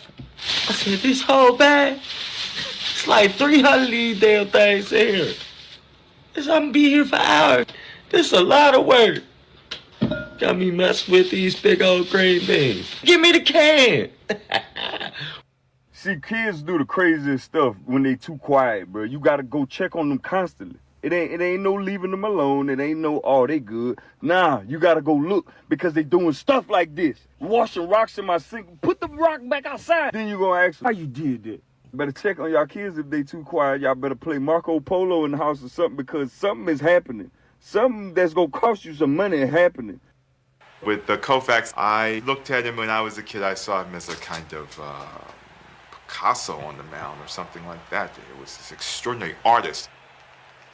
With the Koufax, there was this cerebral sort of artistic flair about him. By the end of the 1966 season, Sandy Koufax was at the peak of his career. He had won 27 games that year, pitched 11 shutouts, and led the league in strikeouts. But just a month after the World Series ended, he called a press conference to announce that he was quitting the game at the age of 31, while he could still lift his arm. Braves Country Radio, your home for the classic call of Braves Country Baseball.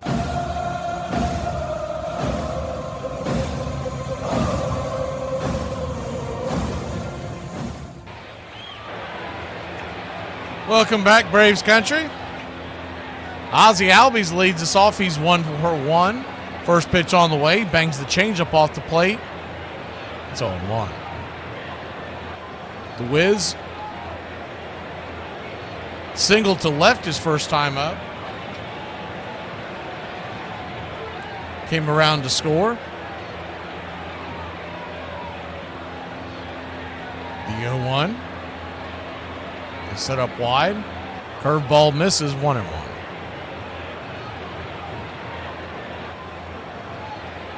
One count.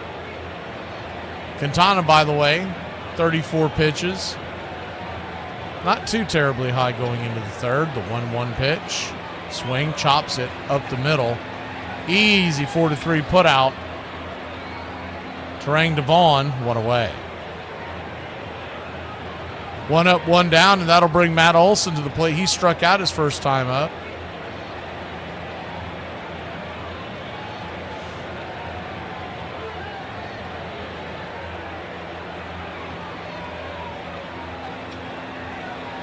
Lefty. The southpaw brings it. First pitch is down and in. It's 1-0.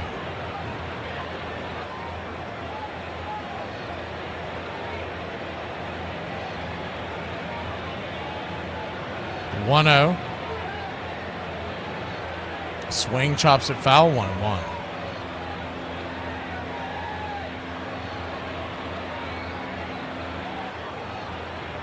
Standing on deck is Marcell Ozuna.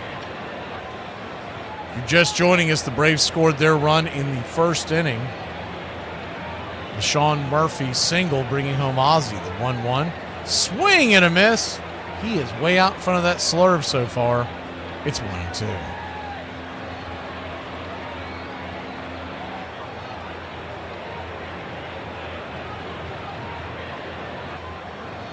We'll hit your out-of-town scoreboard here in 1 second. The 1-2. Quintana turns and flips it up there. In the dirt, try to get him to chase the curveball. Evens up the count 2-2. Earlier today, the Guardians 4-1 winners over the Mets. Near no-hitter by the Cleveland Guardians. Gavin Williams, 8 2/3 with 6 strikeouts when he gave up the home run to Juan Soto. The 2-2, down and in. Did he go around? They said he did. Strike 3. Olsen down on strikes once again. Earlier today, the Orioles knocked out the Phillies 5-1. Ranger Suarez, man, he had a difficult day today. Normally a pretty good pitcher. Marlins 6-4 over the Astros. These are all finals. The Cardinals were in Los Angeles and took out the Dodgers 5-3. First pitch on the way is a changeup right there off the edge to Marcell Ozuna. It's 0-1. Thank you for the channel support there, Peta. The 0-1. Down below the knees, well below the knees. 0-2. Fletcher, come on, man, get it together. Marcell Ozuna shook his head in disgust, rolled his eyes. I mean, that was 3 inches easily below the zone. The 0-2 count in the dirt. 1-2. Quintana, he's like, man, if he's going to call it down there, I'm going to throw it down there. He's got to be mad at you right now. A little bit showmanship. What a terrible call.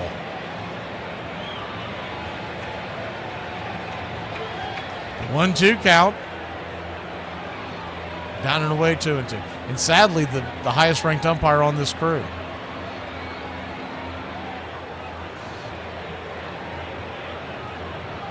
Ozuna said something else to him in between this pitch. The 2-2. In the dirt. Full count. Fletcher's got to realize this is a team that has nothing to play for now. They know their manager's never had their back. He continues to call garbage calls like that. He might get the bum's rush. The payoff pitch to Ozuna. Swing, slaps it down the line, and do it again. Marcell Ozuna singled to right his first time up. Kind of sliced one in towards the corner, and Ozzy went to third. Smurf followed up with an RBI single. The payoff pitch brings it. Inside, strike 3, and Ozuna's going to get into it with Fletcher. He turns his back, but he continues to jaw at him. We'll be back in a flash, see if anything comes out of this. Nothing coming from the dugout. Braves and Brewers 1-1. To the man who told me about my dress being flied up in the back and did not make it awkward, I hope you have the best life ever. Here is the story of Dick Radatz. He got the nickname Monster by striking out several New York Yankees in a row at a game at Fenway Park in 1963. He also dominated one of the best players in baseball history. Mickey Mantle faced him 16 times in his career and struck out an astounding 12 times. Even crazier, he had only one pitch in his repertoire, a 95-mile-an-hour heater delivered sidearm. He still holds the major league for strikeouts by a relief pitcher with 181 in 1964. He won 15 games in a season twice as a reliever. He was the first pitcher in history to have consecutive 20-save seasons. He saved 102 games during his tenure with the Boston Red Sox, which at the time was a team record. For 3 seasons, he was one of the most dominant relief pitchers in the game. Some believe his collapse was due to burning out after facing more than 500 batters for 4 seasons in a row. He took the league by storm, and today we remember him for a short but great career. Sandy Koufax was at the peak of his career. He called a press conference to announce that he was quitting the game. The question is why. I don't know if cortisone is good for you or not, but to take a shot every other ball game is more than I wanted to do, and to walk around with a constant upset stomach because of the pills, and to be high half the time during a ball game because you're taking painkillers. Don't want to have to do that. What is your thought about the loss of income? Let's put it this way. If there were a man who did not have use of one of his arms, and you told him it would cost a lot of money and he could buy back that use, he'd give him every dime he had, I believe. That's my feeling. And in a sense, maybe this is what I'm doing. I don't know. I've got a lot of years to live after baseball, and I would like to live them with complete use of my body. I don't regret 1 minute of the last 12 years, but I think I would regret 1 year that was too many. He would become the youngest man ever elected to the Hall of Fame. Welcome back.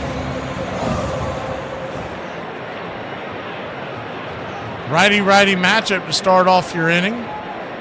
Andrew Vaughn takes the first pitch high and out of the zone. It's 1-0. Spencer Strider, 52 pitches. A little north of where you want to be, but not too terribly out of control. 1-0. Swing, fouls it back. 1-1. He's at 5 strikeouts for those of y'all who may have took that number. So on a pretty good pace there.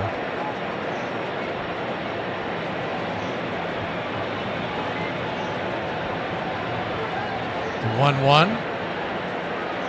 Swing, lifts it into deep left center field. Going back on the track. She gone. Andrew Vaughn jammed one right down the throat of Strider, and it's 2-1 Brew Crew.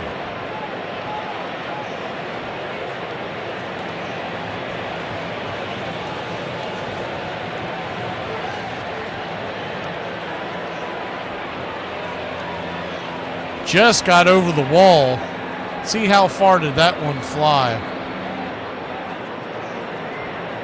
409 feet, they say. That's not 409. That barely got over the lip of the left center field wall.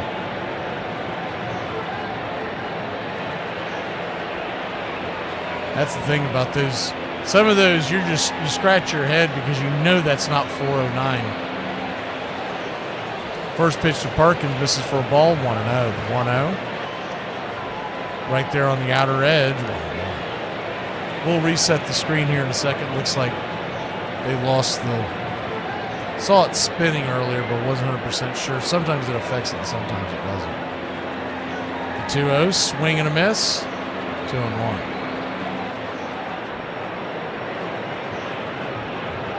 Two-1 count.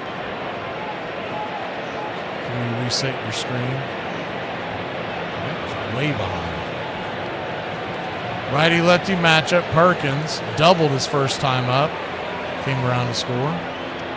Slider misses high. 3-1.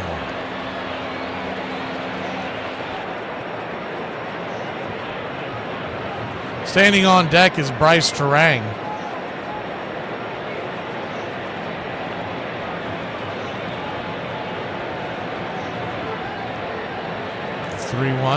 Right there for a strike, full count.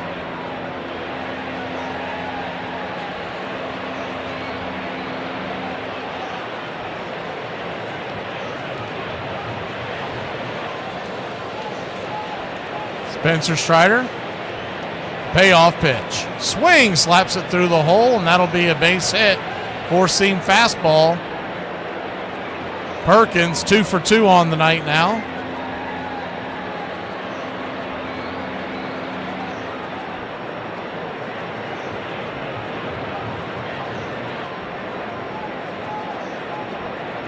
One on, nobody out, and one run across already.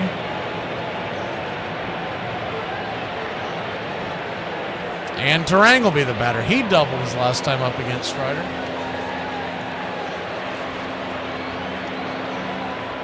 First pitch, right there on the outer edge. It's 0-1. Something about that Gavin Williams, too, for the Guardians. And he almost completed that no-hitter. He was at 126 pitches when they pulled him. You don't see that anymore. Strider flips it over to first. Of course, when you got a team like the Guardians that, let's say they're totally cooked. They're not like Atlanta, but they're pretty far out of it. They'll probably give him a full calendar week before he pitches again. The 0-1 count. Swing and a miss. Slider down below the knees. It's 0-2. Braves 1, Brewers 2, top of the fourth. You'll have the middle of the order due up in the bottom of the fourth for Atlanta. The 0-2. Slider. Laid off it this time. 1-2. Tried to go for the same pitch, but that one was a little lower. Terang batting .277 on the year.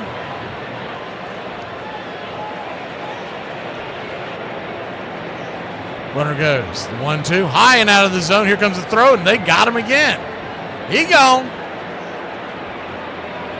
Bryce Perkins down from the gun of Sean Murphy. He thinks he's safe. He's waiting for a challenge. The throw beat him. Yeah, he's out. Wasn't even a great pitch to throw on. He just didn't get a great jump. That ball was waiting on him. Hit the knee before he touched the bag. And finish it off and hit him in the chest. That pitch was high and inside, so he threw it off balance, and he still gunned him down the 2-2. Swing, slaps it over towards first. Leaping grab by Olsen. L3 in your scorecard, 2 down.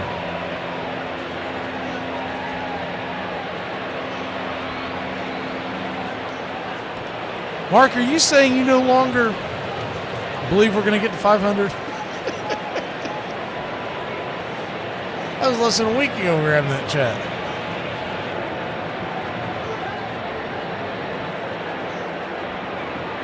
Two down. Siegler, the batter. First pitch on the way. Shows bunt. Bunts it behind him. Goes foul. It's 0-1.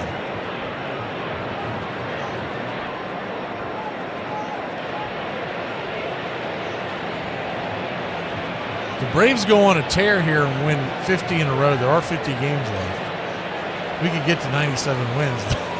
One high and out of the zone. It's 0-2. Still mathematically possible. Back when, I remember right there at the All-Star break, they were talking about is the 1-1 down and away 2-1. And there were all these social media knuckleheads that come out with if the Braves do this and if the Braves do that. And I'm like, you're talking about a team that hasn't seen over 500, and you want them to go on some kind of a tear. The 2-1 swing, rips it towards right, down for a base hit. Eli White cuts it off and fires it back into the infield. Spencer Strider, he continues to struggle that second and third time through the lineup, and I don't know if it'll get better this year. I do expect it to get better next year. But he's struggling with command, and so he's falling behind in these counts. And if Strider's not ahead in the count, like most pitchers, it's usually a long day. Righty-righty matchup is Ortiz, the number 9 hitter, is the batter. You want to keep Brewers right where they are and see the top of the order in the 5th.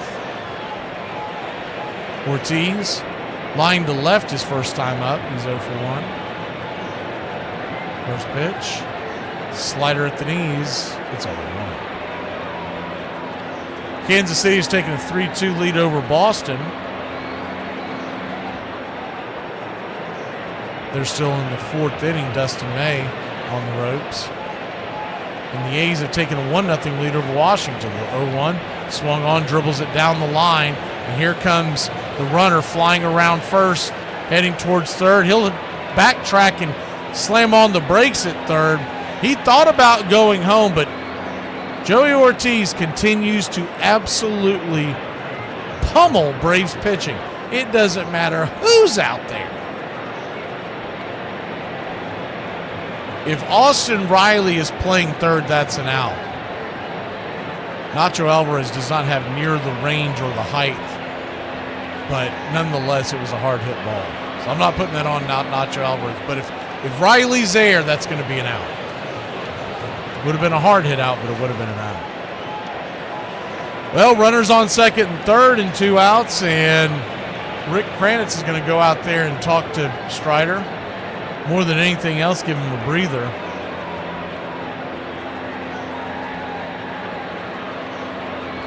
We'll finish the rest of the out-of-town scoreboard that we didn't get to first time around. Rays knocked out the Angels 5-4 in Anaheim.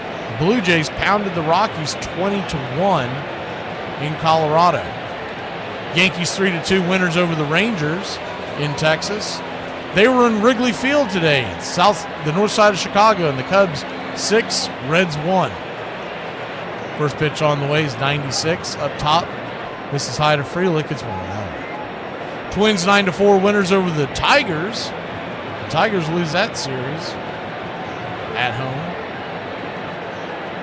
The Giants 4-2 winners over the Pirates as they come from behind. The 1-0 swung on, swatted towards right, deep into the right field corner, but Eli White is there, and that'll mercifully end that inning. Brewers put one on the board, but it could have been a lot worse. We'll be back in a flash here in Braves country. If you sneeze and I say God bless you, the only thing you should say is thank you. I don't need to hear all of this. How did you get in my house? Why is my window broken? I'm calling the police. Ain't nobody got time for that. Hey, what do you call a policewoman that does all those chalk outlines? Tracy.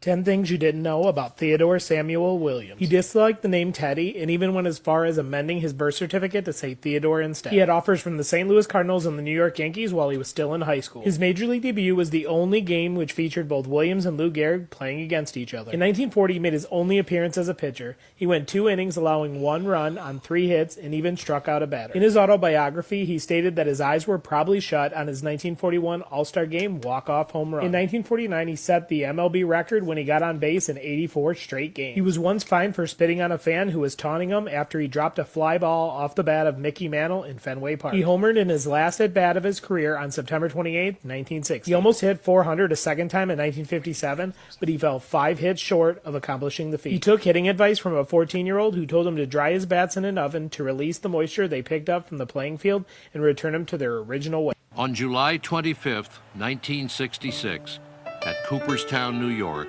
Ted Williams was inducted into the Hall of Fame. Baseball gives every American boy a chance to excel, he said. I hope someday Satchel Paige and Josh Gibson can be added here in some way as a symbol of great Negro League players. They are not here only because they did not get a chance. 5 years later, Leroy Satchel Paige was inducted into the Hall of Fame. Please like and subscribe today, youtube.com/@Braves Country.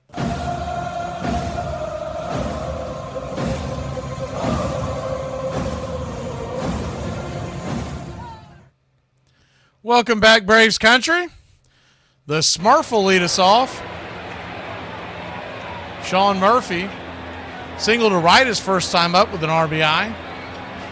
Braves trail 2-1. Lefty-righty matchup. First pitch on the way to Smurf is swing and a missed curveball. It's 0-1. Quintana cruising along, just 48 pitches in. Well south of Strider's 73. The 0-1. Flips it. Right there at the knees, 0-2.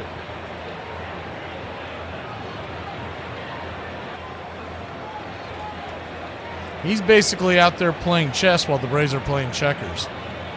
The 0-2 count in the dirt. Good take. 1-2.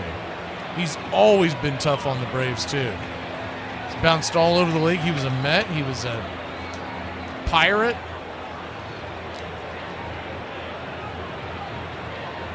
I've never even heard the Braves have interest in him. It just dumbfounds me. He's always affordable, durable. The 1-2, swing and a miss, blew it right by him, went away.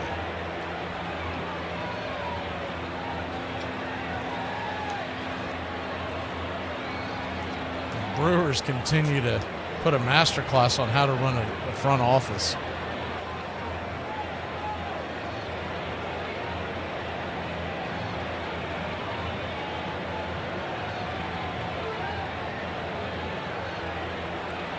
First pitch on the way to Jurickson Profar is off the plate for a ball. It's 1-0. I don't remember the King in his court. I don't remember that, Sleepy. The 1-0 pops it up, back out of play over the first base side.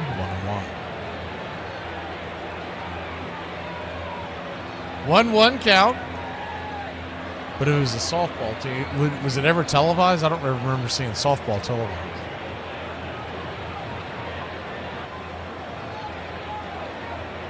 The 1-1.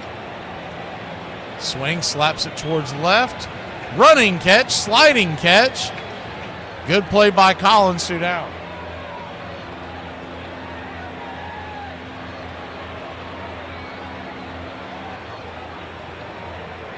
Quickly 2 up, 2 down. The Braves trail 2-1.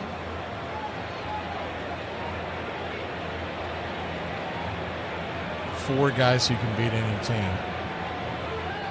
Fast pitch, or it had to be fast pitch. Lefty-lefty matchup. First pitch on the way. Right there at the knees. It's 0-1. I do remember years ago, but I don't remember what the teams were called, but I do remember years ago there being articles about how fast these guys were throwing, but then you found out it was all slanted. They would tell you something outrageous like, is he 0-1? Well off the plate. 1-1. They would say something to the effect that these guys were throwing the equivalent of like 140 miles an hour, but then you find out they're just going by the distance, and it was nowhere near that speed. The 1-1, down and away, 2-1. 2-1 count, but I don't remember the names of those teams, but they were men's fast pitch softball. Late 90s, I think. Mid to late 90s when I read those articles. Probably USA Today or something like that. The 2-1 pitch, outside wide, 3-1. Harris grounded out on the first pitch he saw first time around. Back in the second inning. This time he's got a 3-1, and the Braves, they're doing what y'all are doing. They've got the wave going because they've lost interest in this team. The 3-1 pitch, swing, rips it up the middle. Good play by the shortstop Ortiz, and he's single-handedly whipping the Braves by himself. It's 2-1. We go to the fifth, trailing by only 1. Change doesn't just happen. It is forged by empowered women like me and Norma Ray and the lady from The Blind Side. You know what the difference is between me and her? Blind Side's family had her back. Okay, huddle up, everybody. Your mother's right. She's the quarterback of this family, and we need to protect her like Blindside did. She just said the mom was Blindside. Well, she's confused. Blindside was the black kid who played tight end. Offensive line. Sorry, African-American kid. Join the country club today. You'll have access to badges, one-of-a-kind emojis to display your Braves pride throughout the ball game. You'll also get instant access to our video drops, members-only chat, wallpapers, and more is on the way. Help support Braves Country Radio. Join the country club today. Hey, I don't know who needs to hear this, but you should probably throw away that unopened bag of salad mix that's been sitting in your fridge for about 3 weeks. I think there's comfort in continuity. So many things in our country have changed drastically, as they must over the years and over the decades. Violent disruptions. And although baseball has changed, its essence remains the same.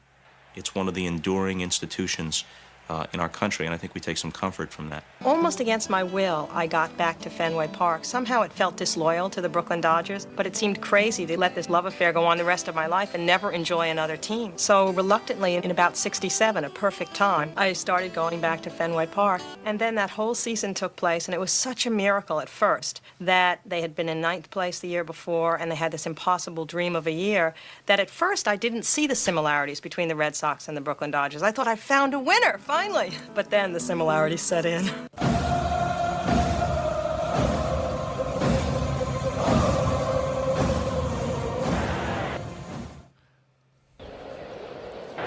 First pitch on the way from Spencer Strider is a four-seam fastball, 96 miles an hour, out of the zone once again. It's 1-0.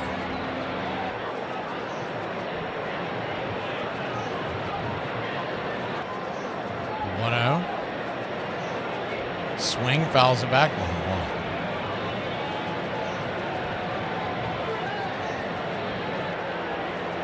Braves trail 2-1. We're just in the 5th inning. So a long way to go, but you like to see a good inning out of Spencer Strider. He's fought through it, but once again just doesn't have great stuff tonight. The 1-1 misses out of the zone, well out of the zone, 2-1. 2-1 count.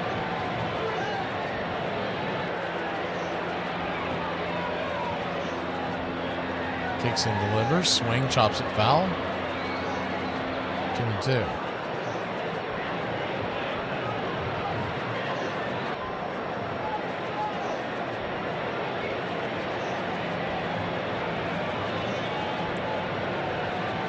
The 2-2. 96 can't hit a spot. Full count.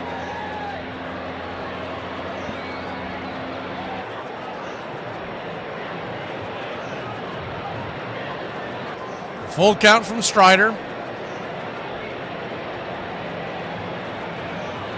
He comes set with the payoff pitch. Swing. Fouls it straight back. First fastball he's hit in the zone at that velocity in quite some time.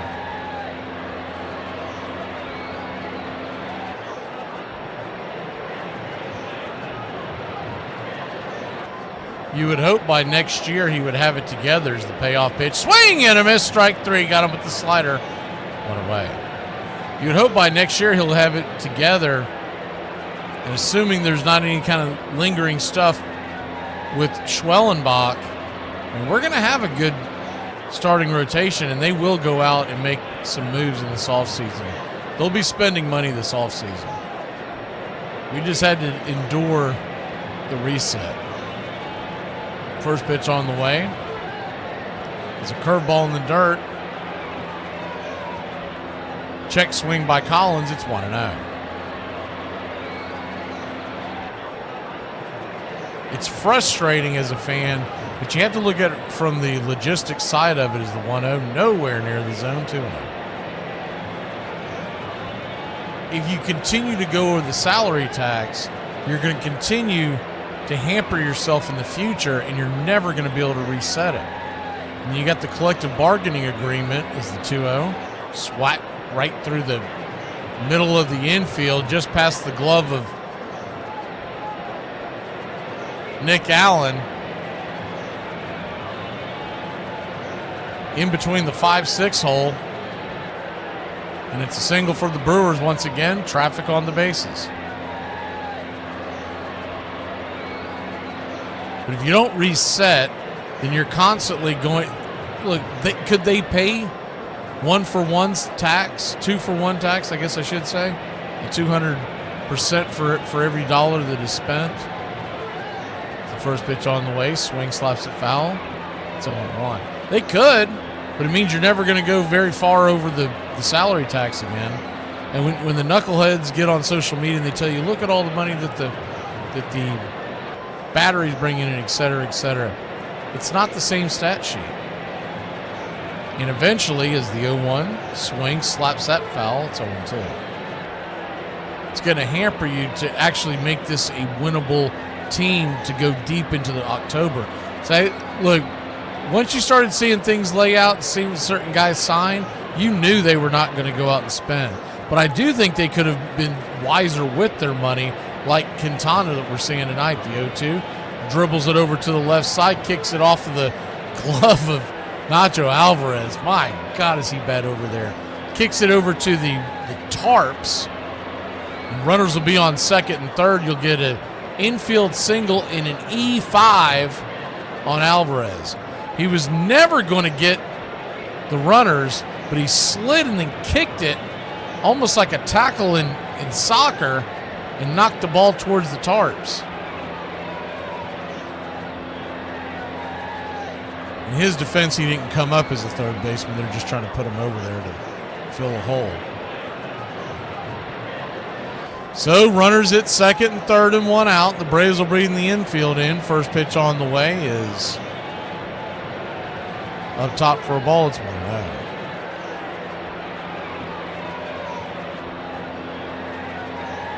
I don't think it's the wisest thing in the world to bring the infield in, but we'll see how it plays out.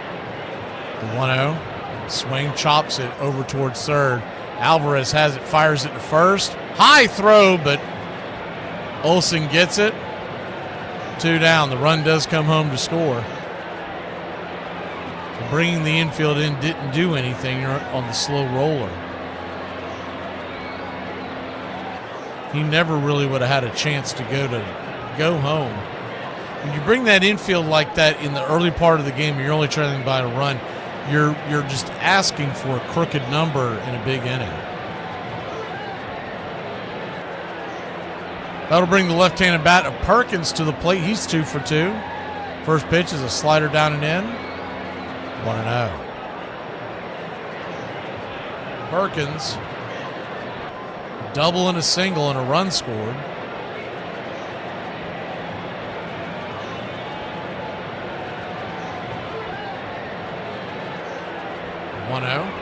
This is out of the zone. 2-0. 2-0 count.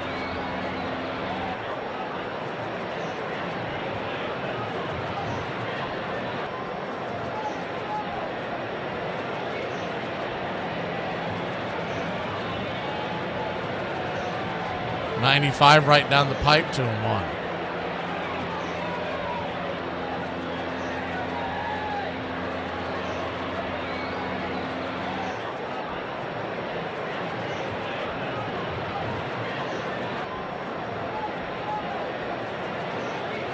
The 2-1.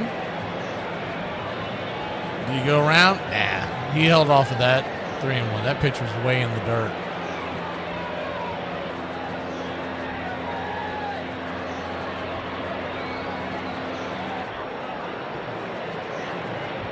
The 3-1 count. Swing and a miss. 3-2. Cody says he believes Acuna's injury has hurt any hope of the Braves. What, making the playoffs? They weren't making the playoffs even before his injury. Once again, they were like 10 to 15 games under 500 the whole year. The idea that people think that we're all of a sudden going to play 20 games above 500 down the stretch it was insanity. The payoff pitch, swing blasted. Deep into right, she gone. Spencer Strider's getting it jammed down his throat once again. And it's 5-1 Brewers. A hanger, a banger. 5-1. 377 sad feet over the wall. And Perkins realize he's a triple away from the cycle now.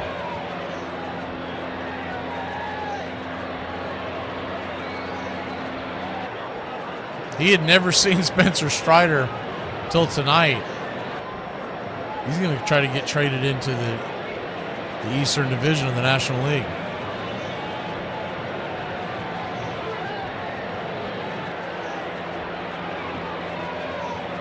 That's it for Strider. She gone. Here comes Aaron Bummer. Mercy. Lord have mercy. We'll be back in a flash.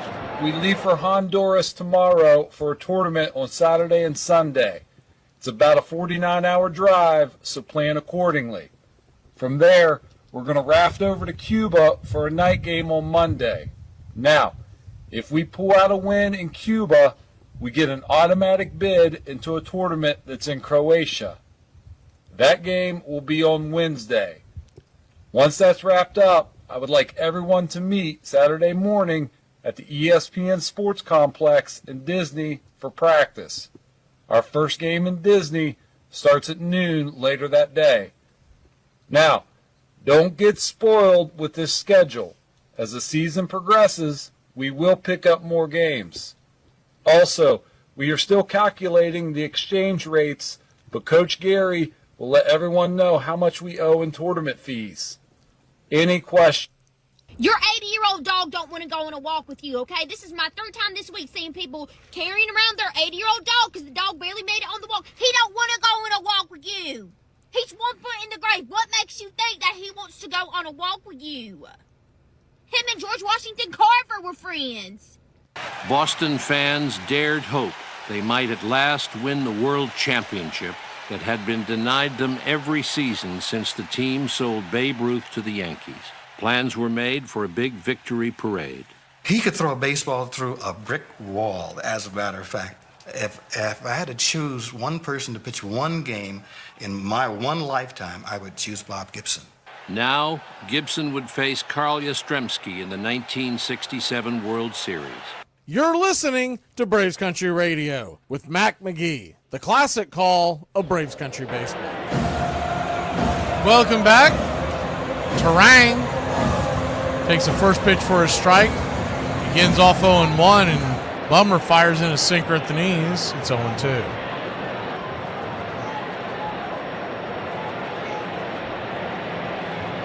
The 0-2. Inside. Sinker almost gets him around the ankles, has to dive out of the way. 1-2.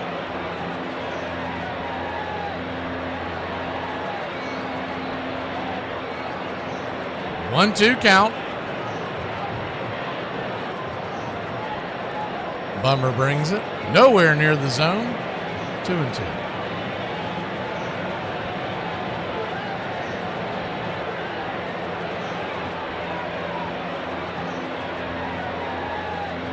Two-two count. Another sweeper off the edge. Full count.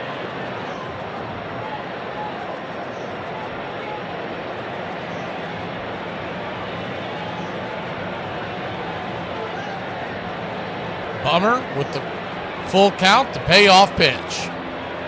Swing, slaps it up the middle. Off of Bummer's back, he grabs the rebound, flips it to Olsen. That'll end the inning. Not before the Brewers make it 5-1. We need to get some offense going, Braves Country! Strippers have always used names of expensive things like Diamond or Mercedes. Nowadays, DJs be like, please welcome Gas and Eggs to the main stage. Most of the problems in your life are probably your fault. And don't hear what I'm not saying. I do understand you. I get that being a victim makes you feel like you have a get-out-of-jail-free card for being a and I'm here to tell you, no. Stick with me here. You might not be depressed. You might just need to go find a glass of water, eat a salad, have a decent sleep schedule. I have insomnia, do you? Or do you just lack the self-control to put the phone down? I'm not saying these things because I'm trying to be an I'm saying them because when I say you're not allowed to quit, I truly mean it. However, until you start taking accountability for the things that are your fault, then nobody can help you. Have a great day. Hey, baby! We're gonna be here all day! We're gonna be here all day, baby! I like this kind of party! Say the weird thing. Is a police officer obstructing a citizen's right to freedom of speech if they handcuff a deaf person? Bob Gibson's first pitch to Yastrzemski. Here's the pitch. He swung at a base hit out of the right field. Yastrzemski continued his tear, hitting .400, smashing 3 home runs, and in one game driving in 4 of Boston's 5 runs. But Bob Gibson overwhelmed nearly every other Red Sox hitter. Gibson set. Here's the pitch. Strike 3. Despite an aching elbow, he won the first game, took 3 days off, then won the 4th. He struck him out swinging.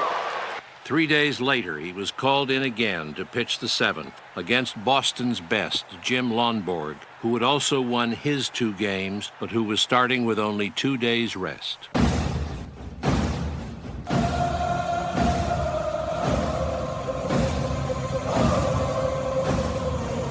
Stop saying we talked.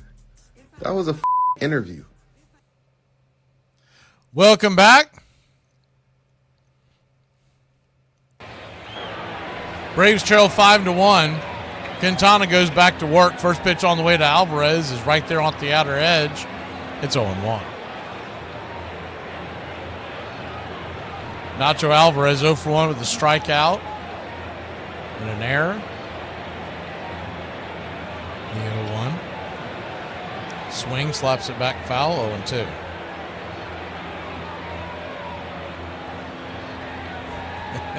They're trying to blame attendance on kids going back to school. Pretty sure they had school these previous seasons. The place would be rocking. The 0-2 count. Inside high, 1-2.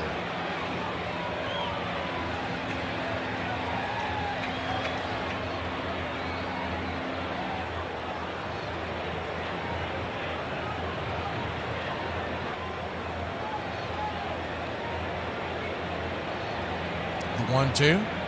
Swung on, lifted high into right field, going back on the track. That goes off the wall. Poorly played by Sal Frelick, and it's a leadoff double by the Nacho Man. Whoa, hey, check it out. What? Look, that guy. Get me some nachos. It is a sign. A sign that needs nachos to help me score. He was ever going to get one out, that would have been it. I thought that one was actually going to lay up for him, but just below the wall. I mean, just below. Just missed his first career home run. Third double of the season, though, and the Braves have life. Nick Allen, your batter. First pitch on the way, he shows bunt, pulls it back, it's 1-0.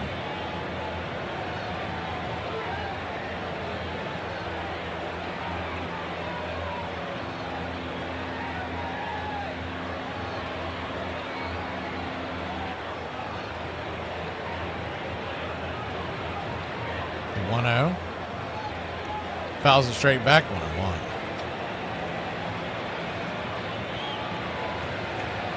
One count. They're replaying it. The ball did not leave the building. I don't know why they keep replaying it. Did not leave. It has to go over the wall. It hit the top of it. 1-1. Outside wide. 2-1. So a 2-1 count.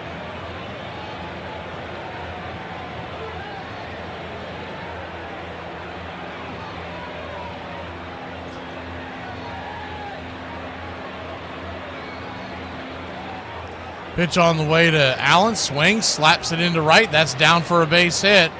Frelick comes up firing. The Braves will hold everybody. Go station to station. We got runners on the corners and nobody out. Hitting? Not about muscle. It's simple physics. Calculate the velocity V in relation to the trajectory T, in which G, gravity, of course, remains a constant. It's not complicated.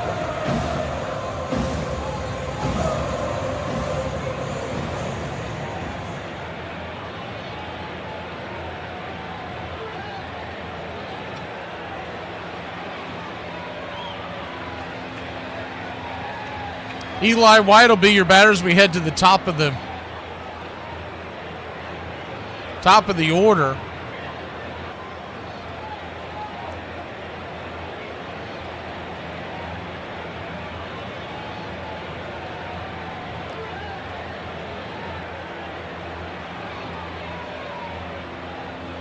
Runners on the corners, nobody out. First pitch on the way to the book of Eli is 91 on the inner track. It's 0-1.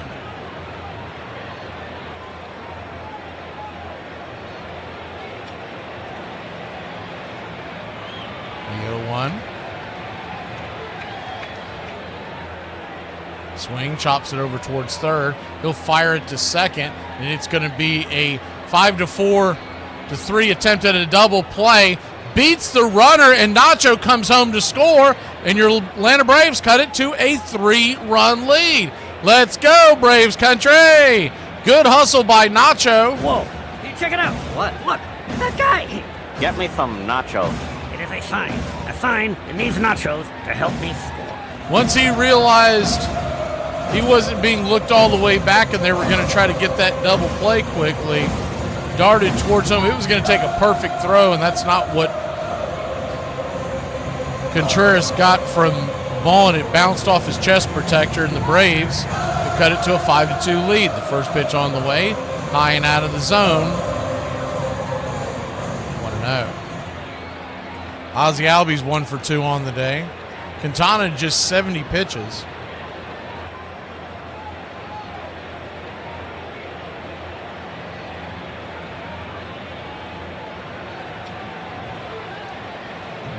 Pops it up high in the sky. And Ozzie Albies down once again. 2 down.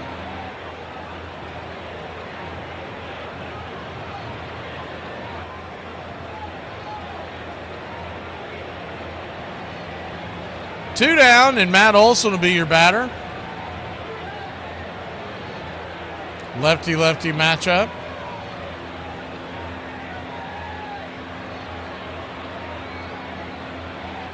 First pitch on the way, 91 up top. It's 1-0. Ozzie Albies 1 for 3 with the run, so he did click today technically, but 2 bad at bats after that single. 1-0. 4-seam fastball right down the pipeline. 1-1. You wonder if Olson's sitting on that slurve. He's been out in front of that thing a couple of times, and it's been hanging. He just went out in front of it. 1-1. Swing. Rifles it down the left field line. Bending into the corner at the 3:35 mark. Almost left the building. Braves put 1 on the board, but just a couple of feet away from making it a 1-run game. We'll be back in a flash here on Braves Country. I don't do ibuprofen. I do ibupuffin. Damn! Look at you on my page again. Hi! I thought you didn't like me. Dad? Yeah. You think I can take the truck out of town? How far?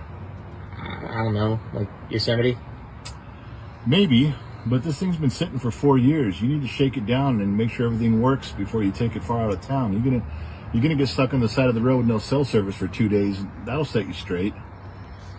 You don't think I can survive on stuck on the side of the road for 2 days? Well, you're kind of an indoor dog, so I'm gonna say no. What does that mean? You really want me to answer that? Jesus Christ, man. Alright, look, what if I brought like 5 friends? Then there'd be 6 of you idiots stuck on the side of the road. Now to bring a Bob Gibson. The pitch by Londor. Swung on. A long drive, deep left center. Way back. It might be out of here. It is a home run for Bob Gibson. Gibson won it easily, 7-2, and added insult to injury by hitting a home run of his own. Joins the list of pitchers who have hit home runs in World Series competition. In 3 complete series games, he gave up just 14 hits, something no one else had done since Christy Mathewson in 1905. Boston canceled its victory parade. It was a great World Series, but that year more people had watched professional football's first Super Bowl than any series game. Baseball was now said to be too leisurely, too serene to be the national pastime. Please like and subscribe today, youtube.com/@BravesCountry.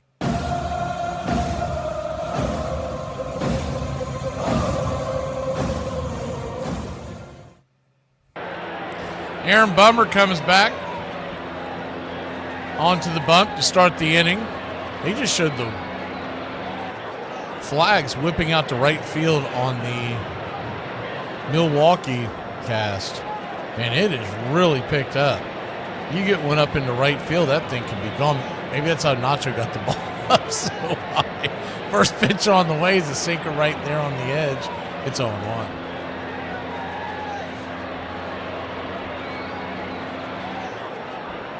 The 0-1, lefty-righty, right there at the knees, 0-2. Armchair Quarterback Show returns tomorrow morning, 9 a.m. for you Country Club members. It'll be open to the public after it goes live later on tomorrow morning. As the 0-2 misses high 1-2. We've also got Braves Country today as we start off the series, 5-game series versus the Marlins, the 1-2, down and in 2-2. Take a look at that series and also start looking at some of the options that may be available for the Braves as the offseason is quickly approaching. The 2-2 chops it foul. We'll have 5 games in 4 days, a doubleheader on Saturday. The expectation right now, we'll probably learn more tomorrow, or tonight, excuse me, but I think Hurston Waldrop will end up pitching on Saturday. The 2-2, swing, hits it over towards short, pops off the glove, barehanded by Allen. He'll fire it to first, and a good play there by Nick Allen. Just in the nick of time, he'll get the runner. 6-3. Popped off the heel of his glove, and he was able to grab it barehanded, airborne, and in one motion rips it over to first.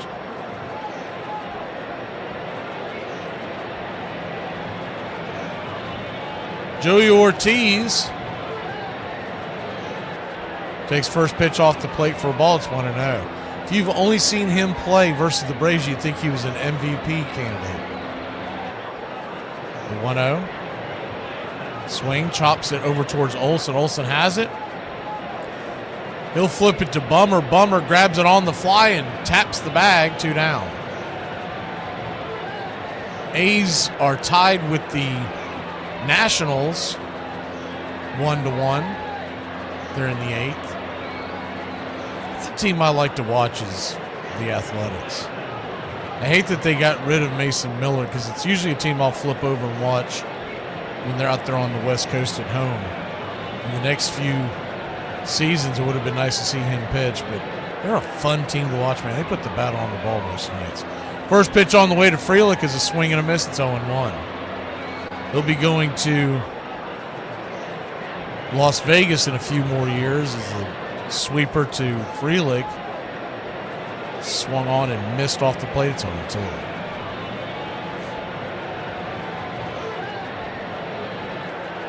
0-2. Count.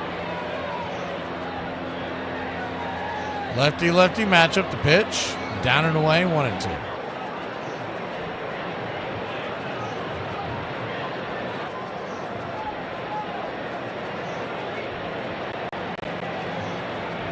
Sal Frelick, 1 for 3 on the day. The 1-2.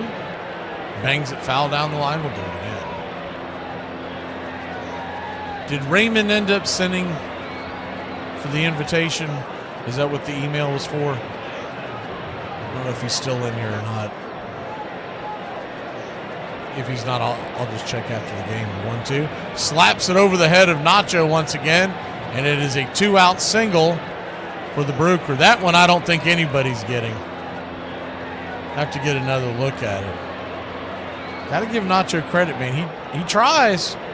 Oh, yeah, he's not getting that. Wilt Chamberlain could come out of the grave and not get that one.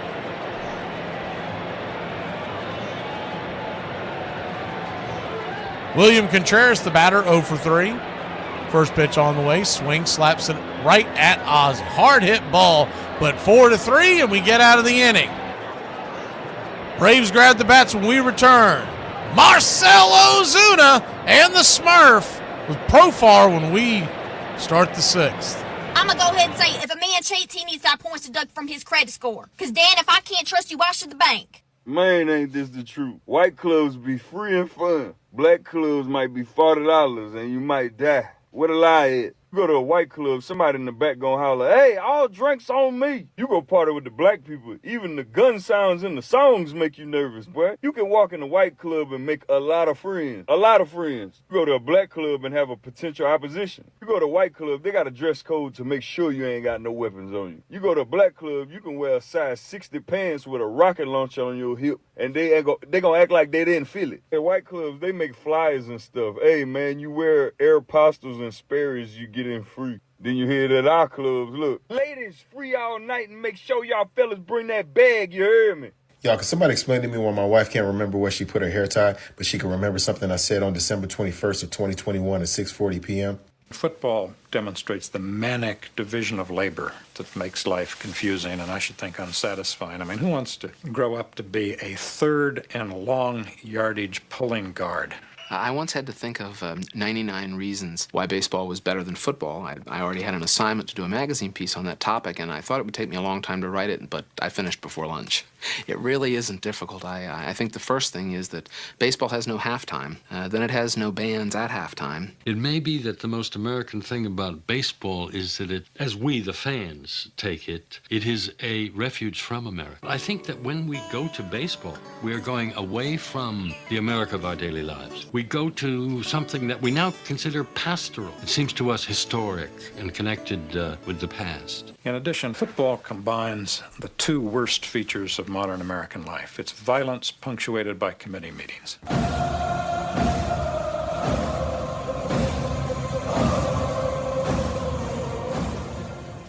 Welcome back to Braves Country Radio. Atlanta Braves trail this one 5-2. Spencer Strider, if you're just joining us, got rocked. 4 2/3 innings, 11 hits, 5 runs, 6 strikeouts. First pitch on the way to Marcell Ozuna is a swing and a miss. It's 0-1. Ron said, Ozzy's like my wife. Nothing gets by her. Except for maybe fastballs. There's a lot of pop-ups by Ozzy at the 0-1. Dribbles it through to the right side. But Terang's got plenty of time with Marcell running. 4-3, 1 away.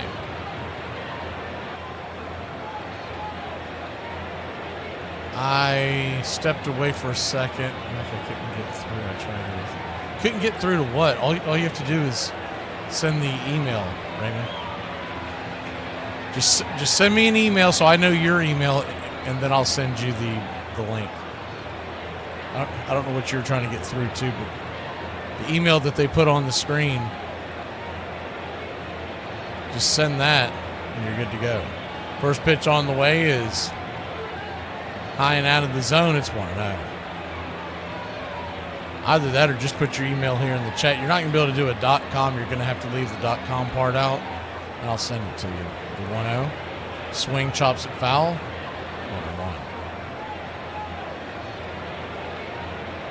1-1. 1-1 count.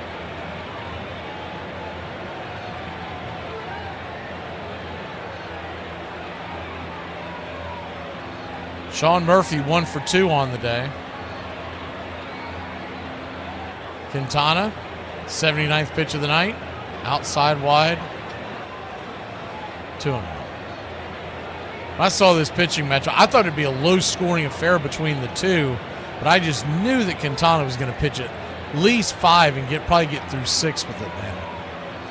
He might even go 7. The 2-1, outside wide, 3-1. The way the Braves try to swing freely and with no game plan, and he is a pitcher's pitcher. He is a guy that's going to outthink you. We're basically bringing a butter knife to a gunfight. The 3-1 pitch. Swing and a miss. Sinker. Off the plate. Full count. It's just a touch out of the zone, but in fairness to Smurf on that one, Fletcher, the home plate umpire, has been calling some wide strikes. The payoff, down below the knees, strike 3. That was down and out of the zone. Smurf is jawing now. I mean, good for Smurf. Somebody needs to stand up for themselves. Jeez. Just getting run over, roadkill. I want to see one of our players just lose it. I mean, slamming bats, smacking their helmet. Let's see something. First pitch to Profar's chopped down the line foul. It's 0-1.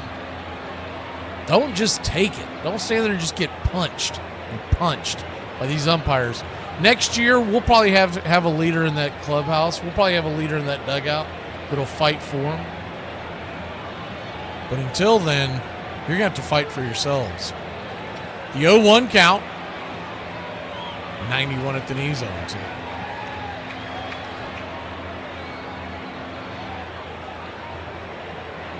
Yeah, Tree. You know the anniversary of that San Diego Atlanta brawl.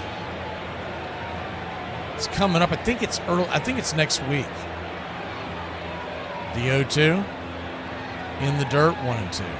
I was doing the on these dates, pre-recording some audio today for him, and it came up. So it's sometime next week. It's one of my first great memories of being a Braves fan is watching that. 1-2 count. Fans getting involved. Pitch down and away, 2-2.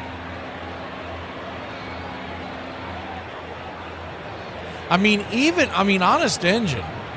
Even Freddie Gonzalez, when he was the manager, not the third baseman, he would fight for his players. The 2-2, swing, slices it down the line, we'll do it again.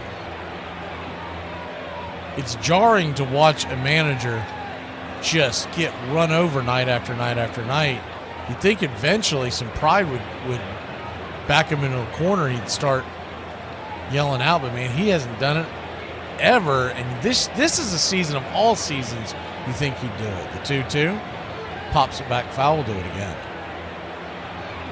Heck, if nothing else, I've heard some old managers talk about this over the years. Man, sometimes I'd just get kicked out because I was tired of watching my damn team get their butts kicked. I want to go get a shower and take it to the house. The 2-2 count. Harris stands on deck. Swing, pops that back foul. Profar's giving him a fight. Quintana still at only 89 pitches, so this will be number 90.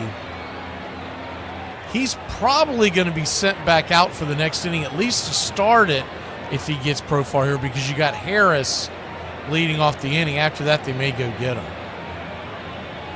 The 2-2 to Profar. In the dirt, 3-2. So a full count. Michael Harris, the second, standing on deck.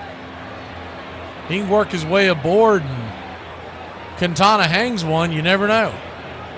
Could get right back into this game.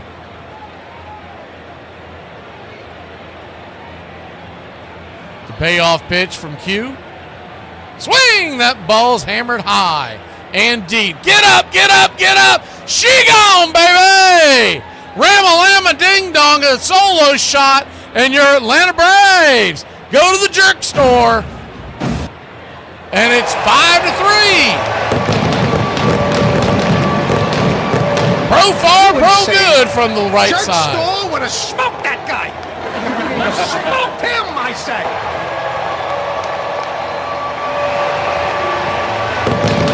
Wow.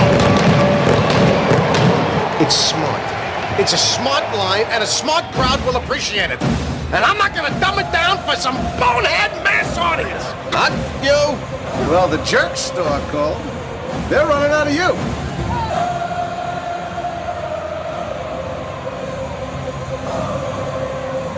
That was a hanger. Braves have cut it to a 2-run lead. And Michael Harris the second. It's his turn. First pitch on the way. Hanger inside. Did he go around? Man, Malachi Moore should just be, if not suspended, executed on the spot. I mean, this guy, he's just terrible at the third base coach. He was the guy behind the plate last night, the 0-1. Slaps it over the mound. It's going to be a 6-3 putout, and that'll end the inning. But not for your Atlanta Braves. Put one on the board. It's 5-3. We're crawling back into it here in Braves country. God, is it just me, or does it seem like everything costs like we shopping at an airport now? Say the weird thing. In the 2006 movie Idiocracy, they were trying to figure out what kind of footwear would people in the future, and this future filled with morons, what footwear would they have, and what could they do on the small budget that they had at the time. According to the director, the wardrobe designer came across this website with the ugliest plastic shoes she had ever seen. It had like holes in them, and said, we should use these, they're perfect, we can get a bunch of them super cheap. And Judge said, well, what if they become super popular? Then it won't feel like it's from the future. And her response was, they're so ugly, there's no way anyone will ever wear these. They were Crocs. I was going over the proposed proposed budget for Q2? Yeah, wait, hold on, Kate. Sorry. Oh, Amanda, you go. Brian, what is in your coffee cup? Oh, it's just my nice coffee. No, Brian, we can clearly see there's a beer can in there with just a straw in it. Okay, well, it's after hours, right? I mean, I don't... Not after hours. Our work day ends at 5, and it's currently 3 o'clock. So I put it on my calendar. I'm on the West Coast this week, and that would make it worse. That would make it noon where you are. Okay, well, it's 5 o'clock somewhere. I mean, I don't know what... Either way, you cannot drink on a company call. This is on company time. All right, well, maybe Matt can just... I don't know... You're literally slurring your words right now, Brian. And stop drinking. When you talk to Earl Weaver, he would put you right in the middle of the baseball situation that you wanted to talk about as a writer, and he would tell you everything that was involved. And usually when he was doing this, he would be stark naked in his office and eating a leg of chicken or something like this, but a little pint-sized man with no clothes on talking baseball. I'll always remember Earl sitting in the dugout before a game with a cigarette cupped in his hand like a little boy sneaking a smoke, and his fingers all yellowed by the smoke, telling a story and not realizing that they were playing the national anthem. And after the national anthem, I apologized. I'm sorry I'm still here. And he turned to me and he said, relax, kid, don't worry. We do this every day.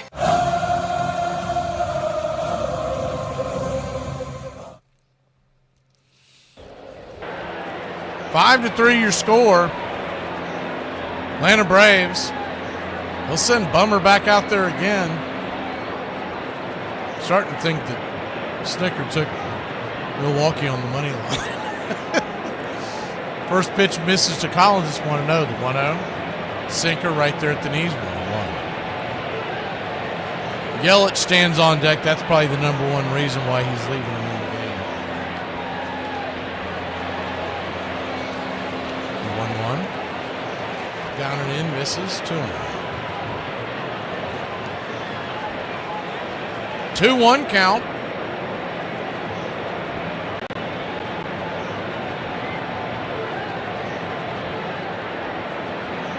Bummer comes set. Brings it. Swing. Hammers it through the hole.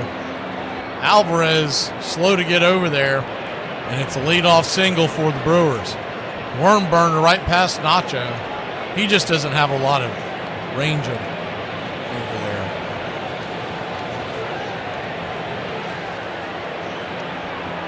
A lot of times you see him over there, and first of all, why are they guarding the line down by 2? That's number one, but that's neither here nor there. Lefty-lefty matchup. Yelich, the batter. First pitch. Chops a butt down the third base line. It's 0-1. I mean, seriously, I know that they were on a shift, but you have the third baseman guarding the line. Is the 0-1 down and away? 1-1. There's got to be some sensibility to this shift. When Snicker steps aside, the other thing that needs to happen, they need to have a complete overhaul on how they approach the game. The 1-1 down and away, 2-1. I'm not saying that they're going to fire A because we know that's not going to happen. But they've got to get it together as far as their analytical department. They do an overshift on every single batter. The 2-1 count. Swing, slaps it over towards third. Nacho's there. He'll fire it to first. Runner back in time, 1 away. See if Snicker may come get him now that they're past Yelich, or maybe he's in here for the long haul.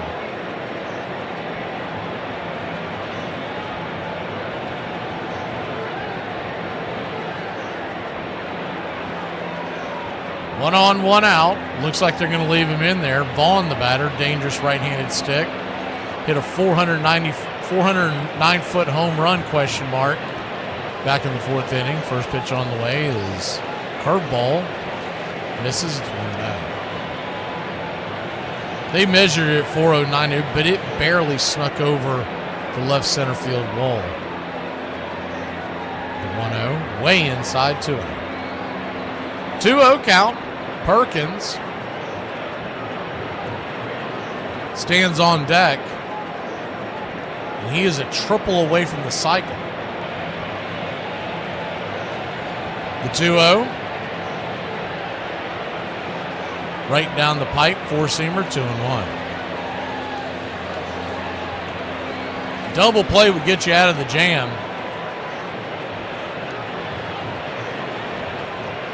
Mark, you're asking about Grant Holmes. It's a 2-1. Swing, pops it up. Fouls it back. Well, first of all, I'm not a medical professional, so I don't know what he knows. But I find it odd. I hope it works out for him. And I wonder if he's doing it because he's so late in his career. Is the 2-2. Swing, chops, and foul. And he does not want to miss a year. I don't know. It seems unwise. I would have thought he was going to get the internal brace and be back to roll out of the bullpen by the end of next year. Instead, he's going with rest. Oh, there goes the throw to first. And what in the world happened? We lost the camera lost the whole thing. I'm trying to figure out what happened here. Olsen must have dropped the ball, maybe? Came at, he couldn't get a handle on it. He was spinning to throw to first, and the ball popped out of his hand. They had him picked off. So runner at second, one out. Bummer turns around to chase the runner back. But I don't know. I mean, I'm weary of it because what could end up happening is the 2-2 swing, rifles it down line foul. What could end up happening, and I've seen it happen so much in the past,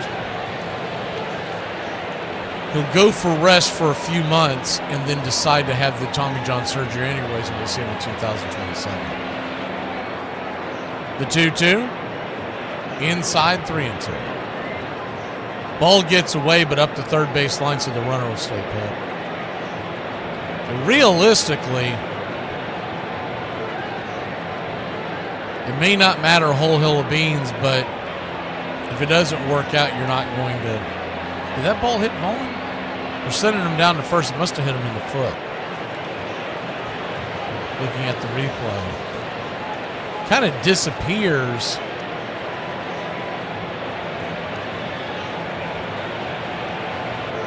Bad camera work, so I'm going to assume bad camera work. All the production's been terrible this season.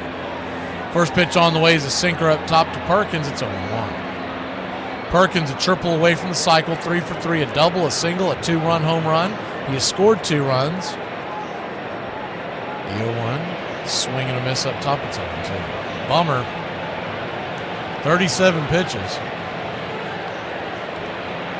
It should just. I mean, this is just a manager's man. He just.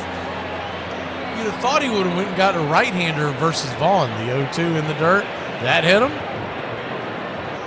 I guess it missed him 1-2. Perkins, I think, was lobbying, saying that it hit him in the foot. But if you're a triple away from the cycle, do you want it? Do you want it? Last cycle by the Brewers was only 3 years ago, May 11th, 2022. Christian Yelich. That'd have been my first guess. Christian Yelich had it. The 1-2. Swing and a miss. Strike 3. Daysbel Hernandez, by the way, is warmed up in the pen. He's kind of just playing toss right now. He's been warmed up for a minute. We don't chase innings either. Nationals just had a walk-off. C.J. Abrams, his third career walk-off hit. They beat the A's 2-1 in D.C. First pitch on the way to Terang. He's outside wide for a ball. It's 1-0. Bryce Terang, 1 for 3. 1-0. Nowhere near the zone 2-0. 2-0 count. Durbin stands on deck. If he were to walk Terang, I would think that's when we'd see Hernandez. But that's a dangerous thing because we all know how Daysbel Hernandez's relationship with the strike zone is. The 2-0 right there for a strike to 1. He's usually dibbling and dabbling in and out of the zone. You bring him in with the bases loaded, that's not the ideal time. 2-1 count. Right there at the knees, 2-2.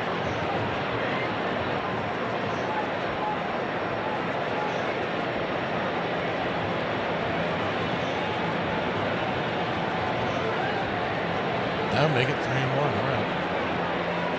The 3-1. Inside, 90 sinker.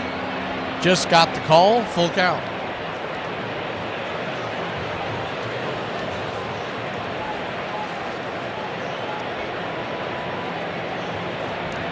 Full count.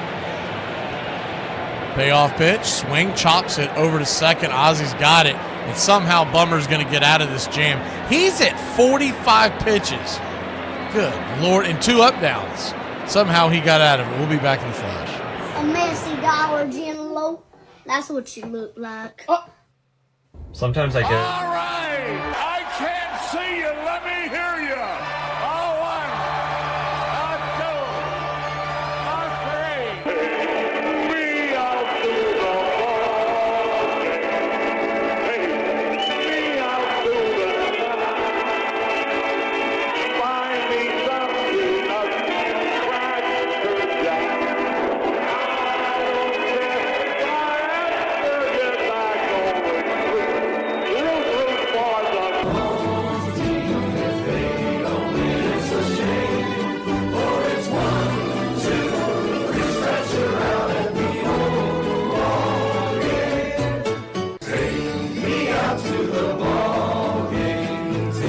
me out to the night. Find me something of Cracker Jack.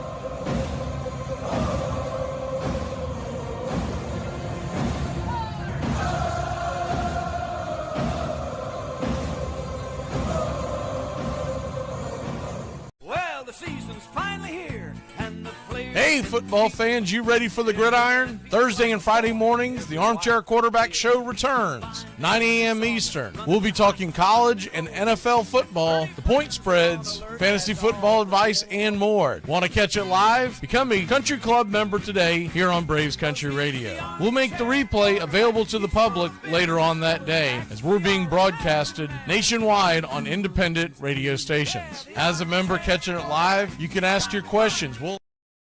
Welcome back.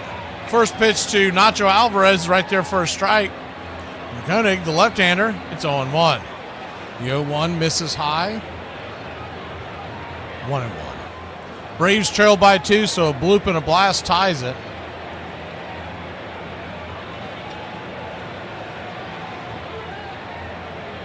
Nacho a double in the 5th with a run scored, the 1-1.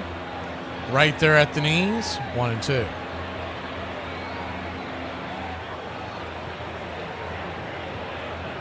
1-2 count.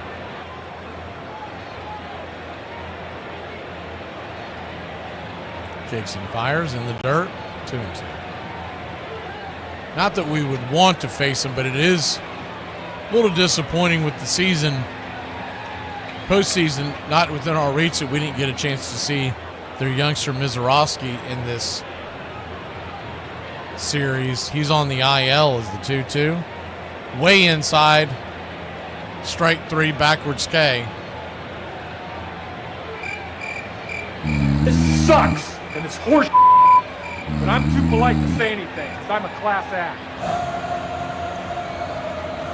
Nacho Alvarez looking up at the sky. I mean, I'm telling you, that pitch is 3 inches inside. And nobody's saying anything to Fletcher. Nobody. First pitch on the way to Nick Allen. Swatted back foul, 0-1. I wish someone like a Well,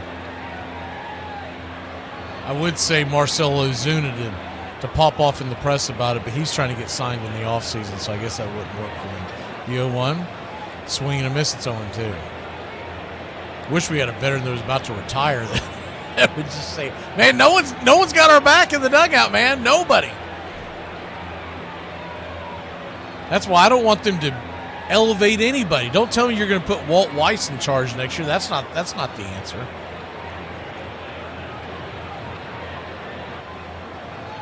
The 0-2 in the dirt, 1-2.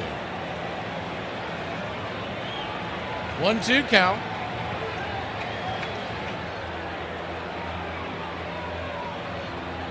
Braves trail by just a bloop and a blast. 5-3, bottom of the 7th. The 1-2, down and in, 2-2.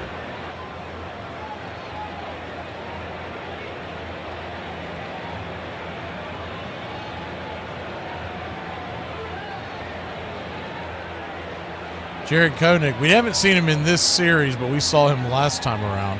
The 2-2, swing, slaps it back foul.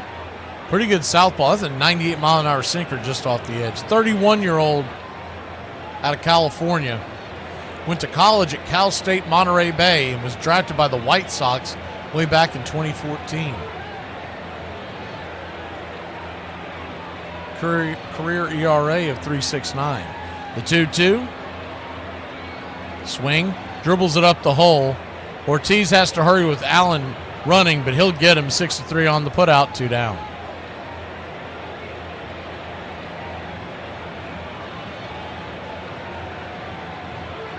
Two up, 2 down, and back to the top of the order. It'll be the Book of Eli coming to the plate. Eli White, 0 for 3, the strikeout. A fielder's choice and an RBI.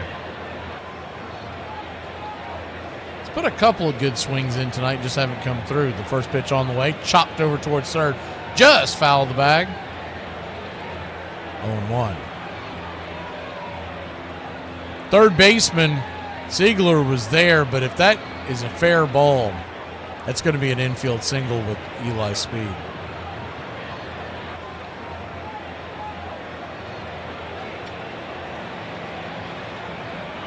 The 0-1 lifts it high into right field, going down the track. Will it stay in play? It will.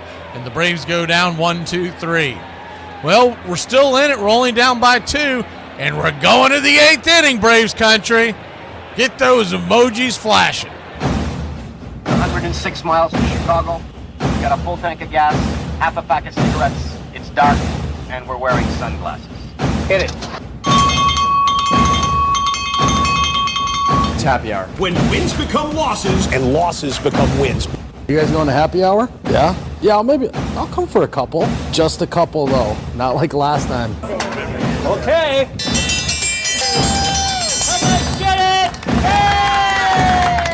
Have dinner, buddy. I put my pants on, one leg at a time. Guess what? I got a fever, and the only prescription is no... Ladies and gentlemen, we interrupt our program of dance music to bring you a special bulletin from the Intercontinental Radio News. You're in Braves country. Everybody drink me. Salute.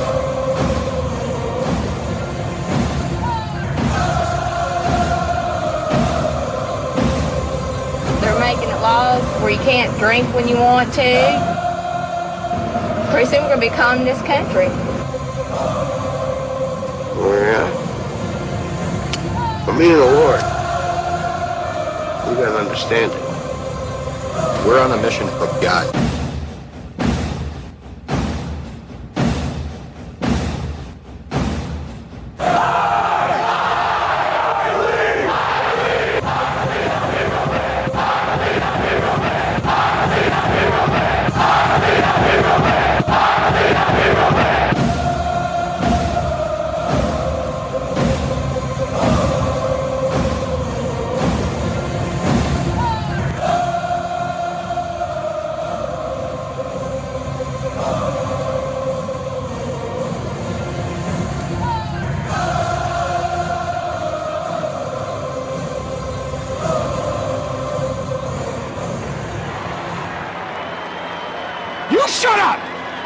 shut up! I'm so scared right now, you shut up! Are you doing this? No, I'm doing this. Welcome back. First pitch on the way from Daysbel Hernandez. As we start the inning, it's fired in there for a strike. It's 0-1. The 0-1. Down and away, 98-mile-an-hour fastball, 1-1. Righty-righty matchup. Durbin the batter, number 8 hitter. Durbin, Ortiz, and Frelick due up in this inning. The 1-1. Pops it up. High into center field, not very deep, and Harris almost perfectly played. He only has to take a nice little Sunday stroll over there to make the catch. One away. Raymond, if you're still in there, that email never got to us, so try it again if you can.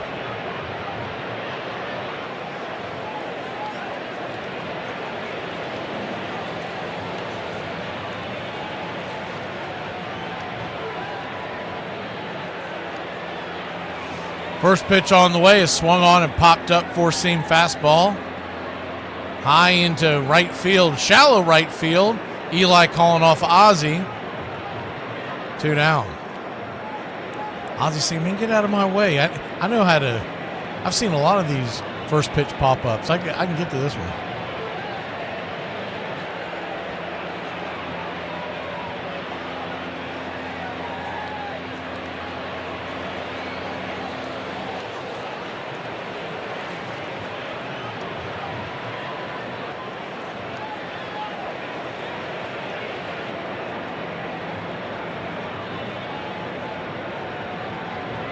First pitch on the way to Sal Frelick, the 2 down.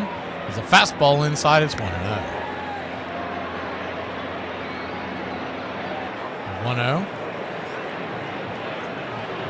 Down and in, 2-0.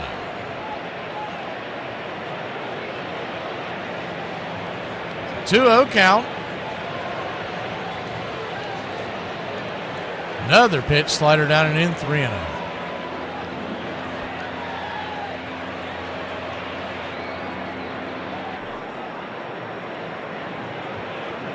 The 3-0 pitch, outside wide, ball 4. So he'll head on down to first. Iron Lung talking about the random stats the Braves production puts up on the screen to make you think we're good. Yeah, I see those all the time, and just some of them are so goofy. I'd roll my eyes. If it's worth sharing, I share it. First pitch on the way is a swing and a miss. Slider well off the plate to Contreras. It's 0-1. Contreras trying to go yard right there. The 0-1. Down and away, 1-1.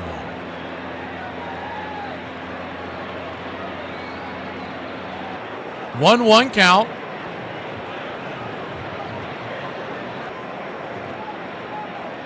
Fires it over to first. Keep the runner close by. Braves lead by 2. Want to keep it right there to give us a shot. Kansas City has jumped out to a 7-2 lead over the Red Sox. Still like Boston's chances to make it to the postseason. Dustin May was on the hill tonight. There's a reason why the Dodgers traded him. The 1-2 count. Down below the knees, 2-2.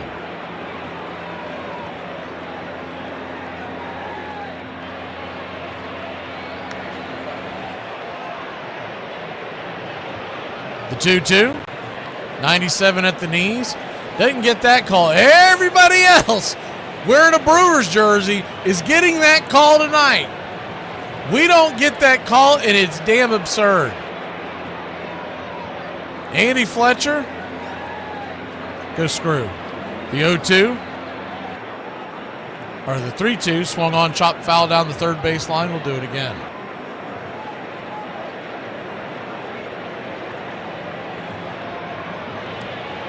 The Red Sox have a green uniform because of the green monster in left field.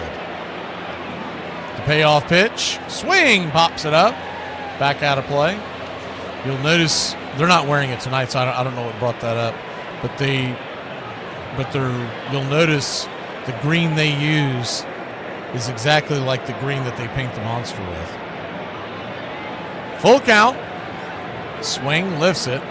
High into shallow right field, making the catch is Ozzie, and that'll end the inning. That's actually one of the few City Connects that I like. We'll be back in a flash. Bottom of 8 we go. The Braves will grab the sticks when we return. But how old are you? Well, I know you were looking for someone early to mid-20s. I'm slightly older. Right. How old? I just turned 29. Recently? Last year. So you're 29? Last year. And how old are you, like, right now? 1 more year older. So 30? Yeah. 32. This portion of the show is being brought to you by whatever we have in stock are us. Your one-stop place to shop for whatever we happen to have lying around at the time. You're playing with my mind. I'm trying to play with your body. I knew it. You're trying to seduce me. Well, of course I'm trying to seduce you, for God's sake. I'm doing a damn poor job of it. Aren't I pretty? God, I think you're real cute. Cute? Baby ducks are cute. I hate cute. What to do when your child hits. I'm pretty sure I already know what to do, but let's see if we're on the same page. If you don't know me already, I help people parent better. Help people parent better? I don't like the way you worded that. All right, 3 reasons why kids hit. I'm pretty sure there's only one reason why kids hit. And the 3-step process to get them to stop. I'm pretty sure my 1-step procedure would suffice. Reason number 1 why kids hit. Their physical development outpaces their verbal and intellectual development, so this is how they communicate. Or they just bad. Reason number 2 why kids hit. Because it's effective at getting our attention. AKA they bad. Number 3.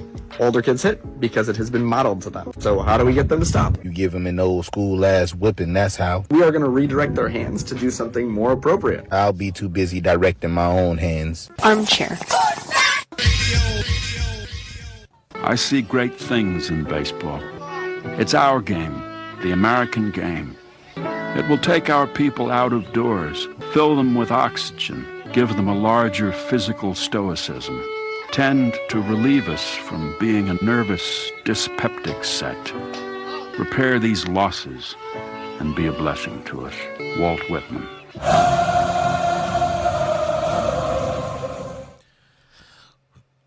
Welcome back to Braves Country Radio. Uribe, the right-hander, is on. We'll see what he's got here. Flamethrower. Abner Uribe with a 2.03 ERA. We begin the bottom of the 8th, Ozzie Albies. First pitch is a slider. Just below the belt, over the plate, it's 0-1. We'll put the batter view on it with the left-hander on. Much better look. The 0-1. Swing, pops it up. There's a shocker. Can of corn just past the infield.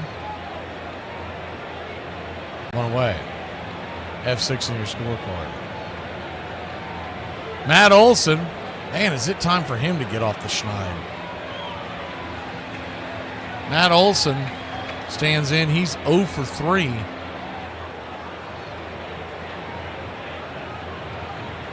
Righty-lefty matchup. First pitch on the way is 99 off the plate. It's 0-1.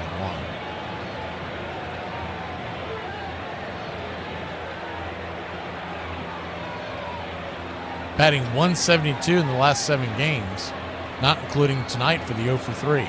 The 0-1, swing, slaps it back foul. It's 0-2. Hasn't hit a home run in over 15 games. The 0-2 count. Just misses the outer edge. 1-2. Contreras thought he was going to get that call. He was about to fire it to third. The last home run that Matt Olson hit was way back on July. Is it 1-2?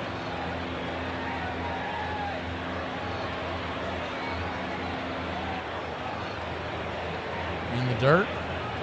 2-2. 2-2 count. Pitch on the way. Swing and a miss. Strike 3. He has not hit a home run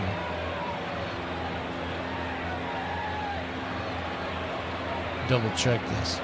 July 20th. against the New York Yankees. That was right out of the All-Star break.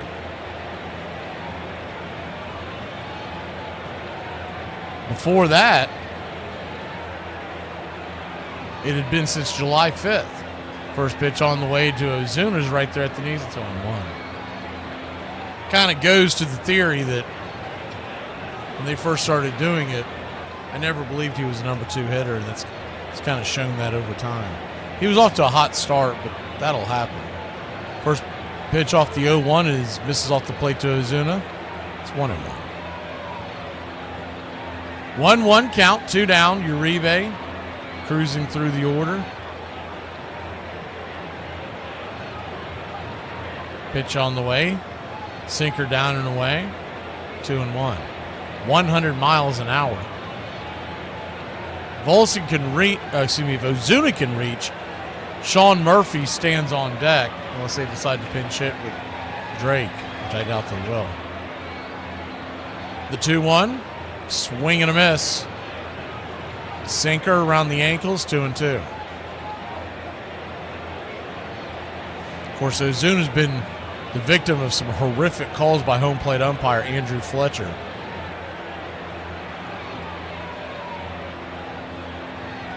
He's probably not willing to let anything in the neighborhood go. Normally a patient hitter. The 2-2. Down and away, slider. Well out of the zone. Full count.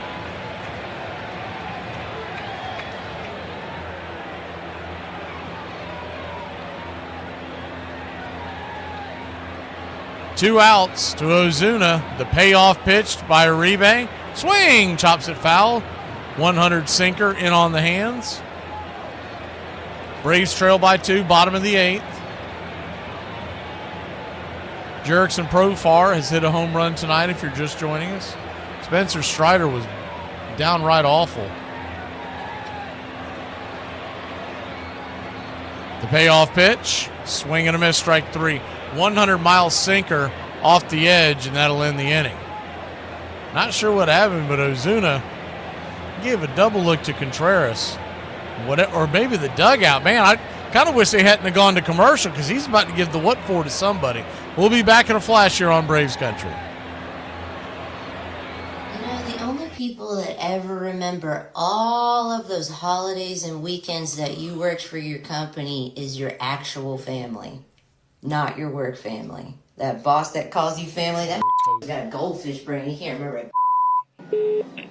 Hey. No, stop. Don't do that. Hey, no, I gotta say something. Hey, I don't know whose kid this is over here in the produce section, but he's breaking up all the eggs, and I gotta clean this up. I'm about to drop kick his so I advise you to come get him. Y'all, Netflix and Hulu got one more time to raise their prices before I go dust off that DVD player that's been sitting in the garage. Fenway Park, this is not a park, this is a factory, and the brick facade and everything and the little red door on Yawkey Way was called Jersey Street back then. And then you walk through the gates and you come through that little tunnel, and then all of a sudden you see the green of the seats, the green of the wall, the green of the field, and the little dirt cut out, and the proximity of the foul line to the stands, and just the closeness of the bullpens to the crowd, and it's like you go down all of a sudden on one knee and you bless yourself and you go, thank God for making me a ball player, because it's heaven. As a game, I think it's the most interesting game. The units of measure are easy to deal with. The connection to history is plain. You say to an avid basketball fan, what's Kareem's final point total? And what was Wilt's when Kareem passed it?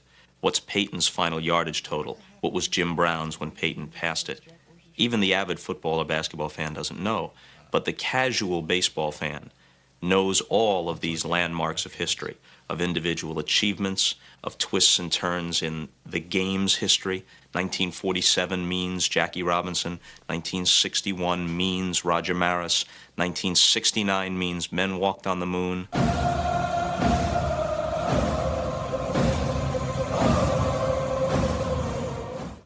Welcome back to Braves Country Baseball. Rossiel Iglesias will come in and get some work.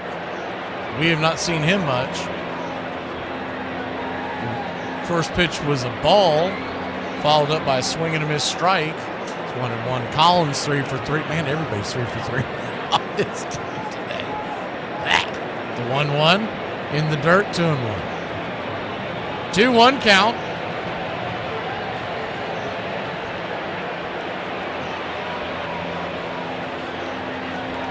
Pitch on the way. Swing, lifts it. High into center field. Going back near the track, making the catch. Just before the warning track is Michael Harris II. Allowed out number 1. 75% of the world is covered by water. The rest by Michael the Hawk Harris.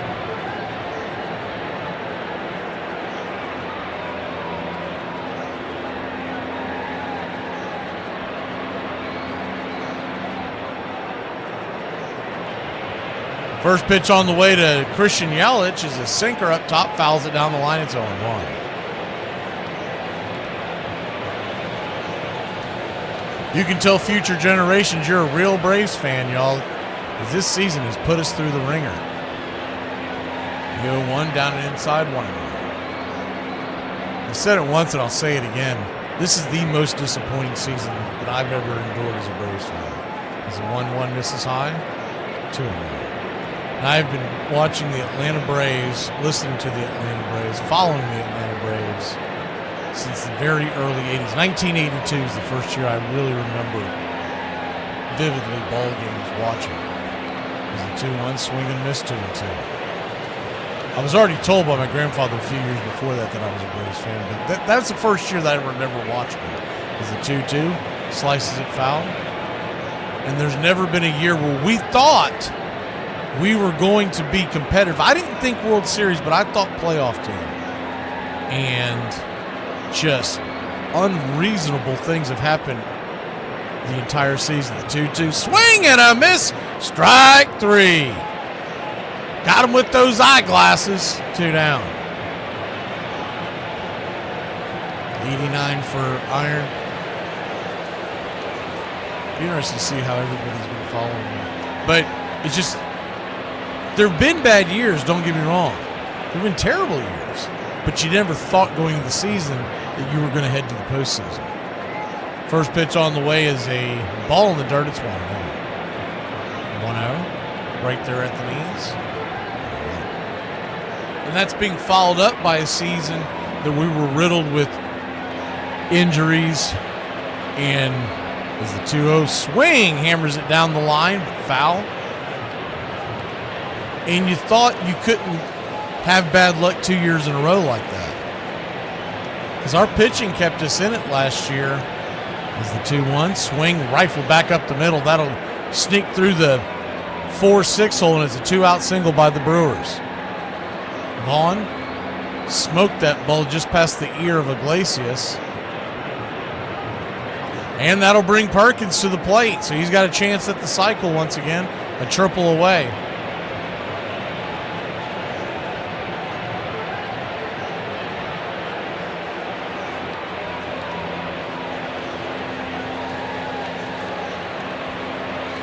You just normally don't see the injury thing hit you 2 years in a row like it did. Last year it was the offense. This year, the pitching. Though we did lose Strider last year. Ironically, he's been the only one that's really been here since he's returned. First pitch on the way, swung on and chopped over towards the mound. Iglesias will flip it to Olsen. That'll end the inning. So, no cycle for Perkins. We'll see if we can walk him off. We need 3 to win, 2 to tie in the bottom of the ninth. It's not that I hold grudges. It's that I saw who you really are. And ew. Ugh. No, thank you. Barf. Ugh. Yeah, yuck. You do not have to accept her rejection. Huh. That's an odd start. Let's see where it goes. I'm a professional dating coach, and I teach guys how to understand the female mind. Uh-huh. Professional seems crazy. Dating seems unlikely. And coach, I wouldn't trust you with your best-looking cousin, let alone a T-ball team. But I digress. Here's an example. I was talking to a girl. Unlikely. Sorry, keep going. And she said, I'm not really interested. Oh, that makes more sense. And I, instead of just going, okay, and then just turning away, I did this. Why would you not be interested in me? I'm the best. At what? Knots? I don't know what your name is, but for the sake of the video, we're just going to call you Silas. And she's like, oh, how? I'm like, well, you'd have to come over to my house to find out. Don't go. You already know how to put the lotion on the skin. I just played into her little game. Yeah, a woman's no is never won game of the year because it's not a game, you dork. You want to know what I did with her later? Wore her skin, I'd imagine. And there's no more seconds after that. That's how he decided to end the video. So that guy can get Have a good day. Goodbye. In 1968, the New York Mets had wound up in 9th place, a record that would have been an embarrassment for some teams, but represented only the second time the Mets had soared so high. When the 1969 season opened, the odds against their winning the pennant were 100-1. And true to form, they dropped 7 of their first 10 games. So the Mets are 1 out away from their impossible dream. They won 38 of their last 49 games, take the Eastern Division title by 8 games. Braves Country Radio, your home for the classic call of Braves Country Baseball.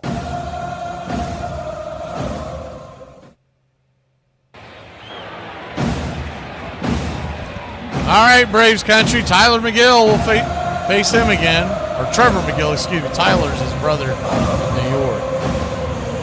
Trevor McGill coming in with a 2.13 ERA, 46 strikeouts, 15 walks.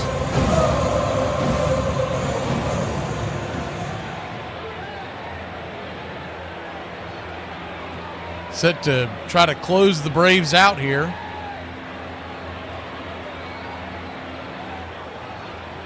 But a bloop and a blast would tie this one. And on deck is Profar, who's already hit one out. Hit a few out in the last week. Sean Murphy, the batter. They'll be saving Drake Baldwin for Nick Allen or Alvarez. Depends on where we are in the order. First pitch on the way. Misses up top. Knuckle curve. It's 1-0. Trevor McGill, nicknamed Gorilla, 6'8", out of Long Beach, California. The 1-0. Swing and a miss, 1-1. Oh, I just got that. I've read that a few times. I just realized why they call him that. Like McGilla Gorilla. I wonder if his brother's got the same nickname. 1-1 count. Inside, misses. 2-1. They checked down the line, but he did not go around.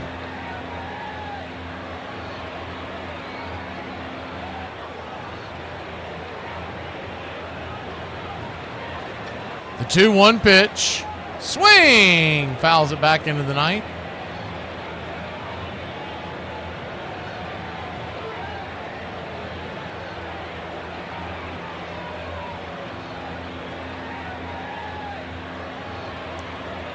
The 3D keeps dragging. There's nothing I can do about it. I've tried everything. It's on the Braves end. The 2-2. Swing, rips it down the line over to third. 5-3 put out. Sean Murphy running, so plenty of time. One away.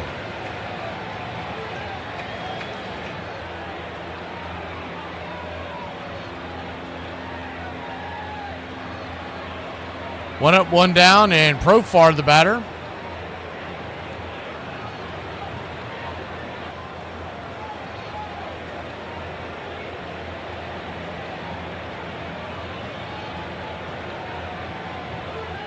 Profar 1 for 3 with that solo shot. He's just trying to get on base right now. First pitch on the way is a knuckle curve right there. It's 0-1.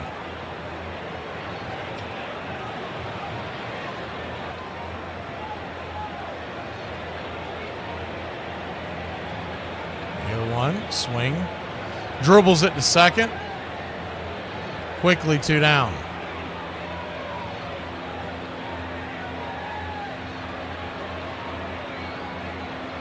Two up, 2 down.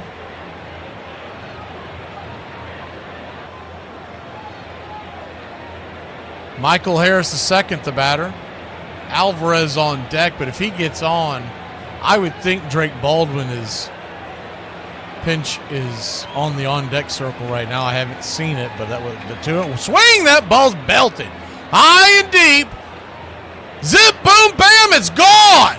Ram-a-lam-a ding-dong, a solo shot, and the Braves are one swing away from tying this baby. Holy Toledo, what a home run by Money Mike. His 10th home run of the year. You know what I'm saying? I got a little razzle-dazzle. It's all right. My name is Money Mike. All right, then. Use your ass. This ain't 99 right down Main Street, and he did not miss. That was that more level swing we were talking about if you were with us last night. It's when he gets that looping swing that he starts popping them up. Man, he tattooed that one. Maybe he straightened something out in the cage today.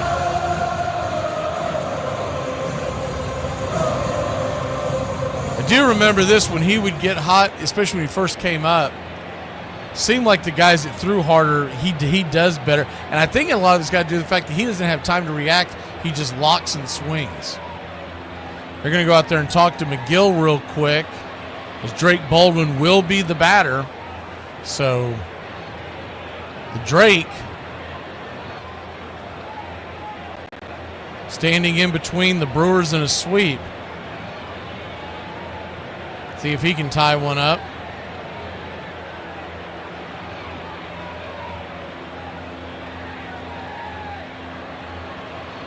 He gets on. I would think Ornelas would be come into play either as a pinch runner or as a defender. First pitch on the way is a strike right down Main Street. It's 0-1. The 0-1 in the dirt. Good take. Knuckle curve. Tried to get him to swing. 1-1.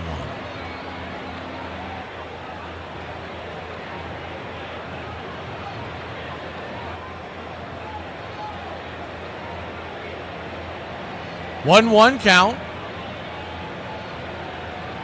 Kicks and fires. Swing and a miss. And the Braves are down to their final strike.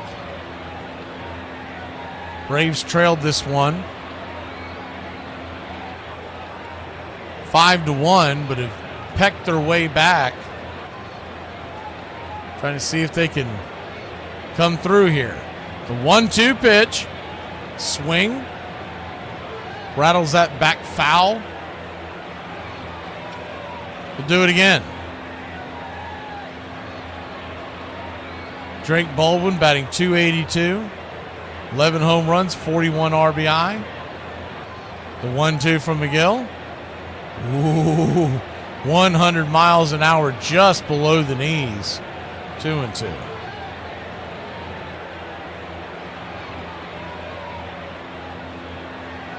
Two count. Brings it. Swing and a miss, strike 3. 100 miles an hour. Blew it right by him. And that'll end the inning. That'll end the game. Brewers get out the brooms. The Braves will fall to 19 games below 500. A tough loss here. The best effort that they gave in the entire series. They got nothing from Strider. 4 2/3, 5 earned, 11 hits. That's the big one. 6 Ks and a walk, and Strider will fall to 5-9 on the year. And the Braves will welcome in the Marlins tomorrow. We'll come on the air noon Eastern for Braves Country today. And remember, tomorrow morning, 9 a.m., all you football fans, Country Club members, Armchair Quarterback Show returns. We'll be doing NFL and fantasy football talk, futures bets, all that kind of stuff. The College Football Show returns on Friday. We'll see you. Have a good one, Braves Country. Braves lose a tough one, 5-4.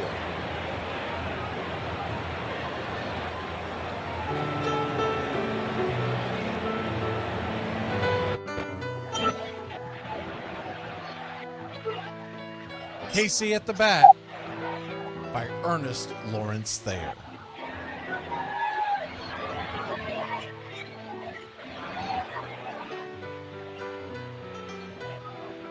The outlook wasn't brilliant for the Mudville 9 that day.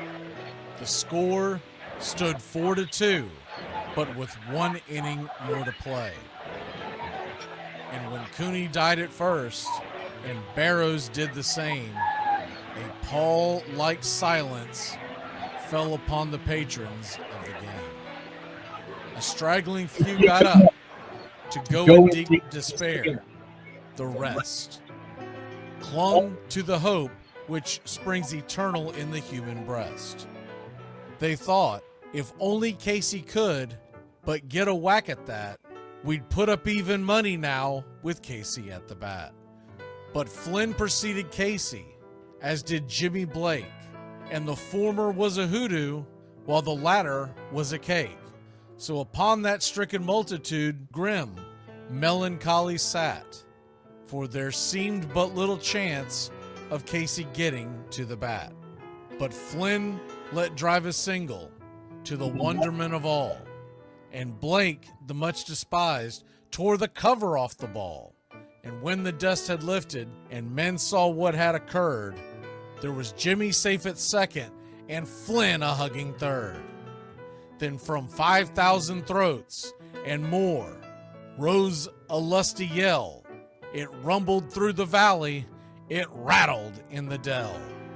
It pounded on the mountain and recoiled upon the flat, for Casey, mighty Casey, was advancing to the bat. There was ease in Casey's manner as he stepped into his place. There was pride in Casey's bearing, and a smile lit Casey's face. And when responding to the cheers, he lightly doffed his hat. No stranger in the crowd could doubt 'twas Casey at the bat. 10,000 eyes were on him as he rubbed his hands with dirt. 5,000 tongues applauded when he wiped them on his shirt. Then while the writhing pitcher ground the ball into his hip, defiance flashed in Casey's eye, a sneer cooled Casey's lip. And now the leather-covered sphere came hurtling through the air, and Casey stood a-watching it in a haughty grandeur there. Closed by the sturdy batsman, the ball unheeded sped. That ain't my style, said Casey. Strike one, the umpire said. From the benches black with people, there went up a muffled roar, like the beating of a storm waves on a stern and distant shore. Kill him! Kill the umpire! Shouted someone on the stand, and it's likely they'd have killed him had not Casey raised his hand. With the smile of Christian charity, great Casey's visage shone. He stilled the rising tumult, he bade the game go on. He signaled to the pitcher, and once more the dun sphere flew. But Casey ignored it, and the umpire said, "Strike two!" "Fraud!" cried the maddened thousands, and echoed answered, "Fraud!" But one scornful look from Casey, and the audience was awed. They saw his face grow stern and cold. They saw his muscles strain. And they knew that Casey wouldn't let that ball go by again. The sneer is from Casey's lip. His teeth are clenched in hate. He pounds with cruel violence his bat upon the plate. And now the pitcher holds the ball. And now he lets it go. And now the air is shattered by the force of Casey's blow. Oh, somewhere in the favored land, the sun is shining bright. The band is playing somewhere, and somewhere hearts are light. And somewhere men are laughing, and somewhere children shout. But there is no joy in Mudville. Mighty Casey has struck out. Casey at the Bat, Ernest Lawrence Thayer, published June 3rd, 1888. San Francisco Examiner.